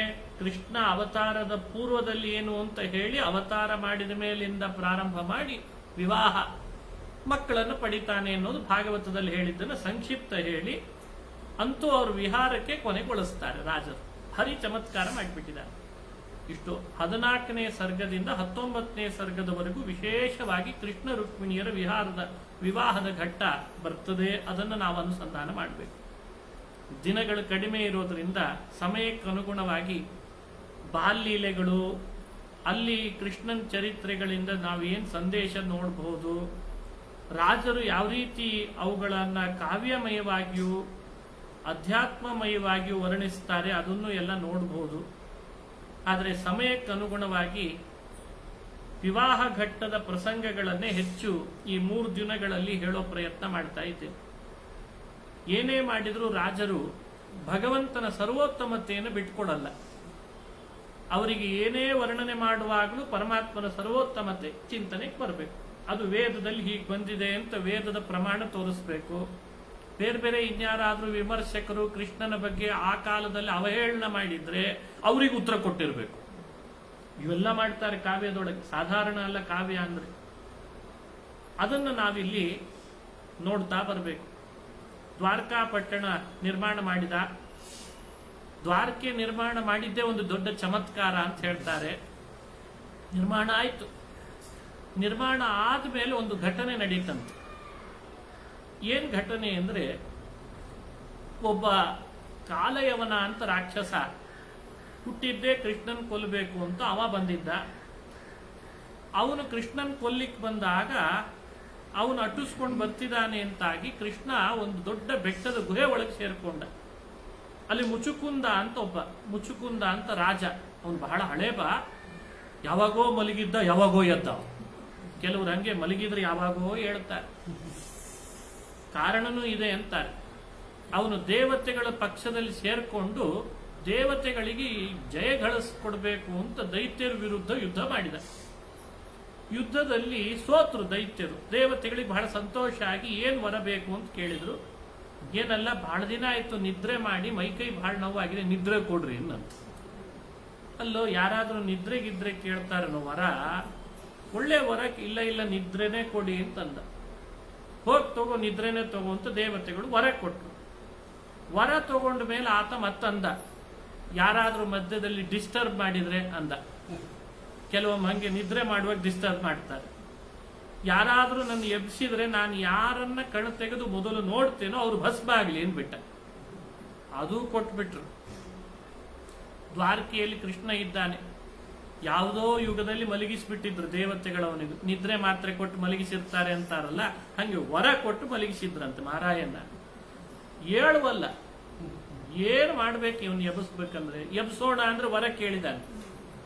ನಾನು ಎದ್ದು ಕೂಡಲೇ ಯಾರನ್ನು ನೋಡ್ತೇನೆ ಅವ್ರು ಭಸ್ಮ ಆಗಲಿ ಅಂತ ವರ ಕೇಳಿದ್ದ. ಅದಕ್ಕೆ ದೇವತೆಗಳು ಬಂದು ದ್ವಾರಕೆಯಲ್ಲಿರೋ ಕೃಷ್ಣನಿಗೆ ಒತ್ತಾಯ ಮಾಡಿದ್ರಂತೆ, ನೀನು ಒಬ್ಬನೇ ಏನಾದ್ರೂ ಮಾಡಿ ಎಬ್ಬಿಸ್ಲಿಕ್ಕೆ ಸಮರ್ಥ ಕೃಷ್ಣ, ಅವನನ್ನು ಎಬ್ಬಿಸು. ನಮ್ಮ ವರ ಅಂತೂ ನಾವು ಕೊಟ್ಬಿಟ್ಟಿದ್ದೇವೆ, ಆದ್ರೆ ಅವನಿಗೆ ಸಾಧನೆ ಆಗ್ಬೇಕು. ಮಲಗಿದ್ರೆ ಏನ್ ಸಾಧನೆ ಆಗ್ತದೆ ಹೇಳಿ? ಸಾಧನೆ ಆಗ್ಬೇಕು ಅವನಿಗೆ, ಏನಾದ್ರೂ ಉಪಾಯ ಮಾಡು ಅಂದಾಗ ಕೃಷ್ಣ ಸಮಯ ಬರಲಿ ಎಂದಿದ್ದ. ಕಾಲಯವನ ಬಂದ. ಕಾಲಯವನ ರಾಕ್ಷಸ ಕೃಷ್ಣನ್ ಕೊಲ್ಲಿಕ್ಕೆ ಬಂದಿದ್ದ. ಅದೇ ಮುಚುಕುಂದ ಮಲಗಿದ ಗುಹೆ ಒಳಗೆ ಕೃಷ್ಣ ನುಗ್ಗಿದ. ಕಾಲಯವನನು ನುಗ್ಗಿದ್ದಂತೆ ಗುಹೆ ಒಳಗೆ. ಆ ಮುಚುಕುಂದ ರಾಜ ಮಲಗಿದ್ನಲ್ಲ, ಮಲಗಿದ್ದನ್ನು ನೋಡಿ ಕೃಷ್ಣ ಅವನು ಮಲಗಿದ ಏನು ಹೊತ್ತುಕೊಂಡಿದ್ದ ಹೊದಿಗೆ ಅದನ್ನು ಎಳೆದು ಅವನನ್ನು ಜೋರಾಗಿ ಎಬ್ಬಿಸಿ ತಾನು ಅವನು ಮಲಗಿದ ಕೆಳಗಡೆ ಅಡುಕೊಂಡಂತೆ ಕೃಷ್ಣ. ತಕ್ಷಣಕ್ಕೆ ಅವನು ಹೇಳ್ತಾ ಇದ್ದಾನೆ ಮುಚುಕುಂದ. ಕಾಲಯವನ ಬಂದ. ಬರೇ ಓಡ್ಕೊಂಡು ಬಂದು ಇಲ್ಲಿ ಮಲಗೋದೇನೋ ಕೃಷ್ಣ, ಏನ್ ನೀನು ಅಂತ ಹೇಳಿ ರಣಚೋಡ್ ಅಂತಾರೆ. ಯುದ್ಧ ಬಿಟ್ಟು ಬಂದು ಮಲ್ಕೊಂಡಿಯಲ್ಲ ಅಂತ ಕಾಲಿನಿಂದ ಒದ್ದ ಮುಚುಕುಂದನಿ ಕಾಲಯವನ. ಅವನು ಮೊದಲೇ ಎದ್ದಿದ್ದ, ಇವ ಬೇರೆ ಒದ್ದ. ಕಣ್ಣು ಬಿಟ್ಟು ನೋಡಿದ, ದೇವತೆಗಳು ವರ ಇತ್ತು, ಕಾಲಯವನ ಬಿದ್ದ. ಅವ ಒದ್ದ, ಇವ ಎದ್ದ, ಅವ ಬಿದ್ದ ಅಂತ ಹೇಳ್ತಾರೆ. ಅಂತೂ ಬಿದ್ದ. ಕಾಲಯವನ ಸುಟ್ಟು ಭಸ್ಮನೇ ಆಗಿಬಿಟ್ಟ. ಕಾಲಯವನ ಸತ್ತ ಮೇಲೆ ಮುಚುಕುಂದ ಬಹಳ ಎತ್ತರ ಇದ್ದಂತೆ, ಯುಗಭೇದದಿಂದ ಅವನ ಎತ್ತರ. ಅವನು ಸ್ತೋತ್ರ ಮಾಡಿ ಕೃಷ್ಣನನ್ನ, ತಪ್ಪಾಯಿತು ನಂದು, ಕ್ಷಮಿಸಿಬಿಡು, ಎಷ್ಟು ದಿನ ಕಳೆದು ಹೋಯಿತು ನಿದ್ರೆ ಒಳಗೆ ಆಯುಷ್ಯ ಅಂತ ಹೇಳ್ದ. ಅದಕ್ಕೆ ನೀನು ಎಬ್ಬಿಸ್ಲಿಕ್ಕೆ ಬಂದಿದ್ನೋ, ಹೋಗಿಲ್ಲಿದ ಅಂತ ಅವನನ್ನ ಬದರಿ ಕ್ಷೇತ್ರಕ್ಕೆ ಕಳಿಸಿದ್ದಂತೆ. ಬದರಿಗೆ ಮುಚುಕುಂದ ತನ್ನ ಗುಹೆಯಿಂದ ಬದರಿ ಕ್ಷೇತ್ರಕ್ಕೆ ಹೋಗಿ ಸಾಧನೆ ಮಾಡಿಕೊಂಡ. ಈ ಕಥೆ ನಡೆದ ಮೇಲೆ ಕೃಷ್ಣ ದ್ವಾರಕೆಗೆ ಬಂದಂತೆ. ದ್ವಾರಕೆಗೆ ಇನ್ನೇನು ಬಂದು ಕುಳಿತಿದ್ದಾನೆ, ಆ ಸಮಯಕ್ಕೆ ಸರಿಯಾಗಿ ಒಬ್ಬ ವಿಪ್ರ ಬಂದ. ನೋಡಿ, ಮುಚುಕುಂದನ ಉದ್ಧಾರ ಆಗಿದೆ, ಕಾಲಯವನನ ಸಂಹಾರ ಆಗಿದೆ. ದ್ವಾರಕೆಯಲ್ಲಿ ಯಾದವರ ಜೊತೆಯಲ್ಲಿ ಕೃಷ್ಣ ಕಾಲ ಕಳೀತಾ ಇದ್ದಾನೆ. ನಿಜೈ ಸಹ ದ್ವಾರವತ್ಯಾಂ ನಿವಸತ್ಯಂಬುಜೆ ಕ್ಷಣೇ ಅಜಯಾ ಪ್ರೇಷಿತಂ ಪತ್ರಂ ದ್ವಿಜ ಕಶ್ಚಿದುಪಾಹರತ್. ಇದು ರುಕ್ಮಿಣೀಶ ವಿಜಯ, ರುಕ್ಮಿಣಿ ಕಲ್ಯಾಣದ ಘಟ್ಟ ಪ್ರಾರಂಭ ಆದದ್ದು. ನಿಜೈ ಸಹ ದ್ವಾರವತ್ಯಾಂ, ತನ್ನ ಭಕ್ತರಾದ ಯಾದವರೊಟ್ಟಿಗೆ ದ್ವಾರಕೆಯಲ್ಲಿ ವಾಸ ಮಾಡ್ತಾ ಇರುವಾಗ ಅಜಯ ಪ್ರೇಷಿತಂ ಪತ್ರಂ ದ್ವಿಜ ಕಶ್ಚಿದ್ ಉಪಾಹರತ್. ಅಜಯ ಜನನರಹಿತಳಾದಂಥ ರುಕ್ಮಿಣಿ ಒಂದು ಪತ್ರ ಕೊಟ್ಟು ಕಳಿಸಿದ್ಲು. ಆ ಪತ್ರವನ್ನ ಒಬ್ಬ ಬ್ರಾಹ್ಮಣ ವಿಪ್ರ ತಂದು ಕೃಷ್ಣನಿಗೆ ತಲುಪಿಸಿದ ಅಂತ ಪ್ರಾರಂಭ ಆಯ್ತು. ಕಶ್ಚಿದ್ ದ್ವಿಜ, ಯಾವುದೋ ಒಬ್ಬ ಬ್ರಾಹ್ಮಣ ಆ ಪತ್ರ ತಂದು ಕೊಟ್ಟ ಅಂತಾರೆ. ಆ ಕಶ್ಚಿದ್ ದ್ವಿಜ ಅಂದ್ರೆ ಆ ಬ್ರಾಹ್ಮಣನ ಹೆಸರು ಏನಿತ್ತು ಅದನ್ನ ವಾದರಾಜರೇ ಒಂದ್ ಕಡೆ ಮತ್ತೊಂದು ಗ್ರಂಥದಲ್ಲಿ ಹೇಳ್ಕೊಂಡಿದ್ದಾರೆ. ಆ ಬ್ರಾಹ್ಮಣ ನಾನೇ ಅಂತ. ಹಾಗಾಗಿ ರುಕ್ಮಿಣೀ ದೇವಿ ಕೈಯಿಂದ ಪತ್ರ ತಂದು ಕೃಷ್ಣನಿಗೆ ಒಪ್ಪಿಸುವ ಕೆಲಸ ಮಾಡಿದವರು ಬೇರೆ ಯಾರಲ್ಲ, ಸುದೇವ. ಸುದೇವ ಶರ್ಮಾ ಬ್ರಾಹ್ಮಣ, ಸುದೇವ ಅನ್ನೋ ಹೆಸರಿನ ಬ್ರಾಹ್ಮಣ ನಾನೇ ಅದು ಕೃಷ್ಣನ ಕೈಗೆ ಪತ್ರ ತಗೊಂಡು ಹೋಗಿದ್ದು ಅಂತ ಹೇಳ್ತಾರೆ. ಹಾಗಾಗಿ ರುಕ್ಮಿಣೀಶ್ ವಿಜಯಕ್ಕೆ ಮತ್ತಷ್ಟು ವಜನ್ ಬಂತೀಗ. ಯಾರೋ ಏನೋ ಮಾಡಿ ಎಲ್ಲೋ ಹೇಳಿ ಏನೋ ಕೇಳಿದ ಕಥೆಯನ್ನು ಬರೆದದ್ದಲ್ಲ ರುಕ್ಮಿಣಿ ಕಲ್ಯಾಣ, ರುಕ್ಮಿಣೀಶ್ ವಿಜಯ. ಯಾರು ಪತ್ರ ಕೈಯಲ್ಲಿ ಇಸಿಕೊಂಡು ವಿದರ್ಭ ದೇಶದಿಂದ ಹೊರಟು ದ್ವಾರಕಾಪಟ್ಟಣಕ್ಕೆ ಬಂದು ಕೃಷ್ಣನ ಕೈಯಾರೆ ಕೃಷ್ಣನಿಗೆ ಅಂತ ಪತ್ರ ತಲುಪಿಸಿದ್ರೋ ಅದೇ ಬ್ರಾಹ್ಮಣನೇ ರುಕ್ಮಿಣೀಶ್ ವಿಜಯ ಬರೆದ್ರಂತೆ. ಎಷ್ಟು ಮಹತ್ವ ಇದೆ ನೋಡ್ರಿ ಈ ಕಾವ್ಯಕ್ಕೆ. ಅದಕ್ಕೆ ಪತ್ರ ತಂದು ಕೊಟ್ಟು ಕೃಷ್ಣನ ಕೈಗೆ ತೋರಿಸಿದ್ರು. ಹೀಗೊಂದು ಕಳಿಸಿದಾಳೆ ರುಕ್ಮಿಣಿ, ಪತ್ರ ನೋಡು ಅಂತ. ಸರ್ವೋತ್ತಮನಾದ ಸರ್ವಜ್ಞ ಶ್ರೀಹರಿ ಆ ಪತ್ರವನ್ನ ಏನಿದೆ ಅಂತ ನೋಡ್ಲಿಕ್ಕೆ ಶುರು ಮಾಡಿದ. ರುಕ್ಮಿಣಿನೇ ಪತ್ರ ಬರೆದು ಕಳಿಸಿದ್ದಂತೆ. ರುಕ್ಮಿಣಿ ಯಾರು? ಭೀಷ್ಮಕ ರಾಜನ ಮಗಳು. ಭೀಷ್ಮಕ ರಾಜ ಅಂದ್ರೆ ಸೂರ್ಯನ ಅವತಾರ. ಮಿತ್ರ ನಾಮಕ ಸೂರ್ಯನೇ ಭೂಮಿಯ ಮೇಲೆ ಭೀಷ್ಮಕ ಅಂತಾಗಿ ಹುಟ್ಟಿದ್ದ. ವಿದರ್ಭ ದೇಶದ ಆಡಳಿತ ನಡೆಸ್ತಾ ಇದ್ದ. ಕುಂಡಿನಾ ಪಟ್ಟಣ ಅಂತ ವಿದರ್ಭ ದೇಶದ ರಾಜಧಾನಿ ಆಗಿತ್ತಂತೆ. ಅಲ್ಲಿ ಭೀಷ್ಮಕ ರಾಜ ಇರ್ತಿದ್ದ. ಅವನ ಮಗಳಾಗಿ ಲಕ್ಷ್ಮಿ ಅವತಾರ ಮಾಡಿದ್ದು. ಅವನಿಗೊಬ್ಬ ಮಗ ಇದ್ದ, ಅವನ ಹೆಸರು ರುಕ್ಮಿ ಅಂತ. ಅವನು ಯಾರು ಅಂದ್ರೆ ಈ ಹಿರಣ್ಯಕಶ್ಯಪು ಅಂತ ರಾಕ್ಷಸನಿದ್ನಲ್ಲ, ಅವನ ಹತ್ರ ಒಬ್ಬ ಸೇವಕ ಇದ್ದಂತೆ, ಇಲ್ವಲ ಅಂತ. ಅವನ ಹೆಸರೇ ಇಲ್ವಲ್ಲ. ಈಗೆಲ್ಲ ಇಂಥ ಹೆಸರು ಯಾರು ಇಟ್ಕೋತಾರೆ ನೋಡಿರ್ತಿರಿಲ್ಲ, ಇಲ್ಲ ಅಲ್ಲ ಬೆಲ್ಲ ಅಂತ ಹಿಂಗೆಲ್ಲ ಹೆಸರು ಇಟ್ಕೊಂಡಿರ್ತಾರೆ. ಅವನ ಹೆಸರೇ ಇಲ್ವಲ್ಲ. ವಾತಾಪಿ ಅಂತ ಒಬ್ಬ, ಇಲ್ವಲ ಅಂತ ಇನ್ನೊಬ್ಬ. ಈ ಇಲ್ವಲ ಅನ್ನೋನು ಅಸುರ, ಹಿರಣ್ಯಕಶಿಪುವಿನ ದೂತ. ಅವನು ರುಕ್ಮಿ ಅಂತ ಆಗಿ ಭೀಷ್ಮಕನ ಮಗನಾಗಿ ಹುಟ್ಟಿದ್ನಂತೆ. ಅವನು ಅಸುರನೇ ಆದ್ರಿಂದ ಅವನಿಗೂ ಮತ್ತು ಜರಾಸಂಧನಿಗೂ ಭಾರಿ ನಂಟಸ್ತಿಕೆ ನೋಡಿ. ಇಲ್ವಲ ಅವನೊಬ್ಬ ಅಸುರ, ಜರಾಸಂಧ ವಿಪ್ರಚಿತ್ತಿ ಅಂತ ಅಸುರ. ಇವೆಲ್ಲ ಇತಿಹಾಸ ಸಂಶೋಧನೆ ಮಾಡಿ ಹೇಳಿದ್ದಾರೆ ಹಿರಿಯರು. ಜರಾಸಂಧ ಒಬ್ಬ ಅಸುರ. ಹಿರಣ್ಯಕಶಿಪು ಇದ್ದಾನಲ್ಲ, ಅವನೇ ಶಿಶುಪಾಲ. ಹಿರಣ್ಯಕಶಿಪು ಬೇರೆ ಅಲ್ಲ, ಶಿಶುಪಾಲ ಬೇರೆ ಅಲ್ಲ. ಹಿರಣ್ಯಕಶಿಪು ರಾವಣನಾದ. ರಾವಣನನ್ನ ರಾಮ ಸಂಹಾರ ಮಾಡಿದ ಮೇಲೆ ರಾವಣನೇ ಮತ್ತೆ ದ್ವಾಪರ ಯುಗದೊಳಗೆ ಶಿಶುಪಾಲ ಆಗಿದ್ದಂತೆ. ಕುಂಭಕರ್ಣ ಅವನು ದಂತವಕ್ರ ಆಗಿದ್ದ, ಹಿಂದೆ ಹಿರಣ್ಯಾಕ್ಷ. ಇವೆಲ್ಲ ನೋಡ್ರಿ, ಎಲ್ಲ ಇಂಟರ್ನಲ್ ಕಲೆಕ್ಷನ್ ಇದೆ. ಇವು ಏನು ಸುಮ್ಮನೆ ಬಂದಿಲ್ಲ ಇವರು ಯಾರು. ರಾವಣನಾದಾಗ ಸೀತೆ ಬೇಕು ಅಂತ ಸೀತೆಯನ್ನು ಅಪಹರಿಸಿದ್ದ. ಈ ಶಿಶುಪಾಲನಾದಾಗ ಅದೇ ಸೀತೆ ರುಕ್ಮಿಣಿ ಆಗಿದ್ಲಲ್ಲ, ಅವಳನ್ನು ಕೂಡ ನಾನೇ ಅಪಹರಿಸ್ತೇನೆ ಅಂತ ಬಂದಿದ್ದ. ಹಿಂಗಾಗಿ ರಾಮಾಯಣಕ್ಕೂ ಕೃಷ್ಣಾಯನಕ್ಕೂ ಇಂಟರ್ನಲ್ ಕಲೆಕ್ಷನ್ ಇದೆ. ಅವು 2 ಪಾರ್ಟ್. ಕೆಲವು ಧಾರಾವಾಹಿ 1000 ಎಪಿಸೋಡ್ ಆಗ್ತಾವ. ಅವು ಏನು ಅಂತ ಹೇಳಿ ಅರ್ಥ ಆಗಲ್ಲ. ಯಾರ ಸಲುವಾಗಿ ಎಲ್ಲಿ ಏನ್ ನಡೀತಾ ಇದೆ ಅಂತ ಹೇಳಿ ಗೊತ್ತಿರಲ್ಲ. ಒಂದಕ್ಕೊಂದು ಕಲೆಕ್ಷನ್ನೇ ಇರಲ್ಲ. ಆದ್ರೆ ಕೃಷ್ಣನ ಕಥೆ, ರಾಮನ ಕಥೆಗೆ ಬಹಳ ಸಂಬಂಧ ಇದೆ. ಒಳಗೊಳಗೆ ಬಹಳ ಸಂಬಂಧ ಇದೆ. ಹಿಂದೆ ರಾವಣನ ಕಾಲದಲ್ಲಿ ಯಾರೆಲ್ಲ ಬಂದಿದ್ರೋ ಅವರೆಲ್ಲ ಮತ್ತೆ ಪುನಃ ಕೃಷ್ಣನ ಕಾಲದಲ್ಲಿ ಬಂದಿದ್ದಾರೆ, ಅಂದ್ರೆ ಶಿಶುಪಾಲನ ಕಾಲದಲ್ಲಿ. ಹಾಗಾಗಿ ಆ ಒಳಗಡೆ ಇರುವ ಸಂಬಂಧವನ್ನು ಅರ್ಥ ಮಾಡಿಕೊಳ್ಬೇಕು. ಈಗ ರುಕ್ಮಿಣಿ ದೇವಿ ಭೀಷ್ಮಕನ ಅರಮನೆಯಲ್ಲಿ ಮಗಳಾಗಿ ಹುಟ್ಟಿದ್ರೆ ಭೀಷ್ಮಕ ಕೃಷ್ಣನಿಗೆ ಕನ್ಯಾದಾನ ಮಾಡಬೇಕು ಅಂತ ಸಂಕಲ್ಪ ಮಾಡಿಕೊಂಡಿದ್ದ ದೃಢವಾಗಿ. ಆದ್ರೆ ಮಗನ ಪರವಶನಾಗಿಬಿಟ್ಟ. ಮಗ ರುಕ್ಮಿ ಅವನು ಹೇಗೆ ಹೇಳ್ತಾನೋ ಹಾಗೆ ಕೇಳಬೇಕು ಅಂತ. ಯಾಕೆ ಅಂದ್ರೆ ಜರಾಸಂಧನಿಗೆ ಸ್ನೇಹ. ಜರಾಸಂಧ ಅಂದ್ರೆ ಆ ಕಾಲದಲ್ಲಿ ಎಷ್ಟು ಜನ ರಾಜರಿದ್ರು ಅವರನ್ನೆಲ್ಲ ತನ್ನ ಅಧೀನ ಇಟ್ಕೊಂಡಿದ್ದ.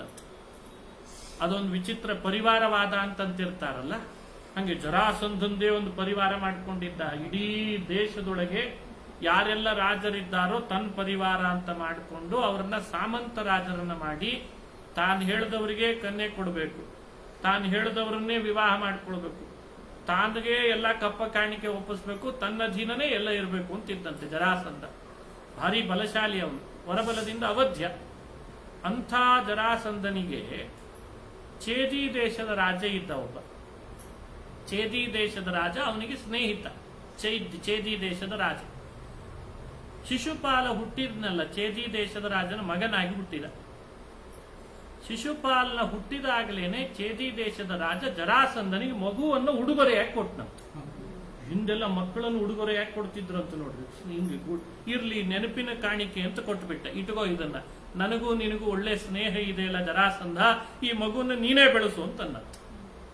ಜರಾಸಂಧ ಅಂದ, ಓ ಈ ಮಗುನ್ ನಾ ಬೆಳೆಸ್ಬೇಕಾ? ಹಾಗಾದ್ರೆ ಬೆಳೆದ ಮೇಲೆ ಭಾರಿ ಪರಾಕ್ರಮಿ ಆಗ್ತಾನೆ. ಆಗ್ಲೂ ನನ್ನ ಸ್ಮರಣೆ ಇವನಿಗೆ ಬರಬೇಕು ಅಂತಾದ್ರೆ ಇವನಿಗೆ ಹೆಸರಿಡುವಾಗಲೇ ಶಿಶುಪಾಲ ಅಂತ ಇಡ್ತೀನಿ ಇನ್ನಂತ. ಅಂದ್ರೆ ಏನರ್ಥ? ಶಿಶುವಾದಾಗಲಿಂದಲೂ ನಾ ಪಾಲನೆ ಮಾಡಿದ್ದೇನೆ ಅಂತ.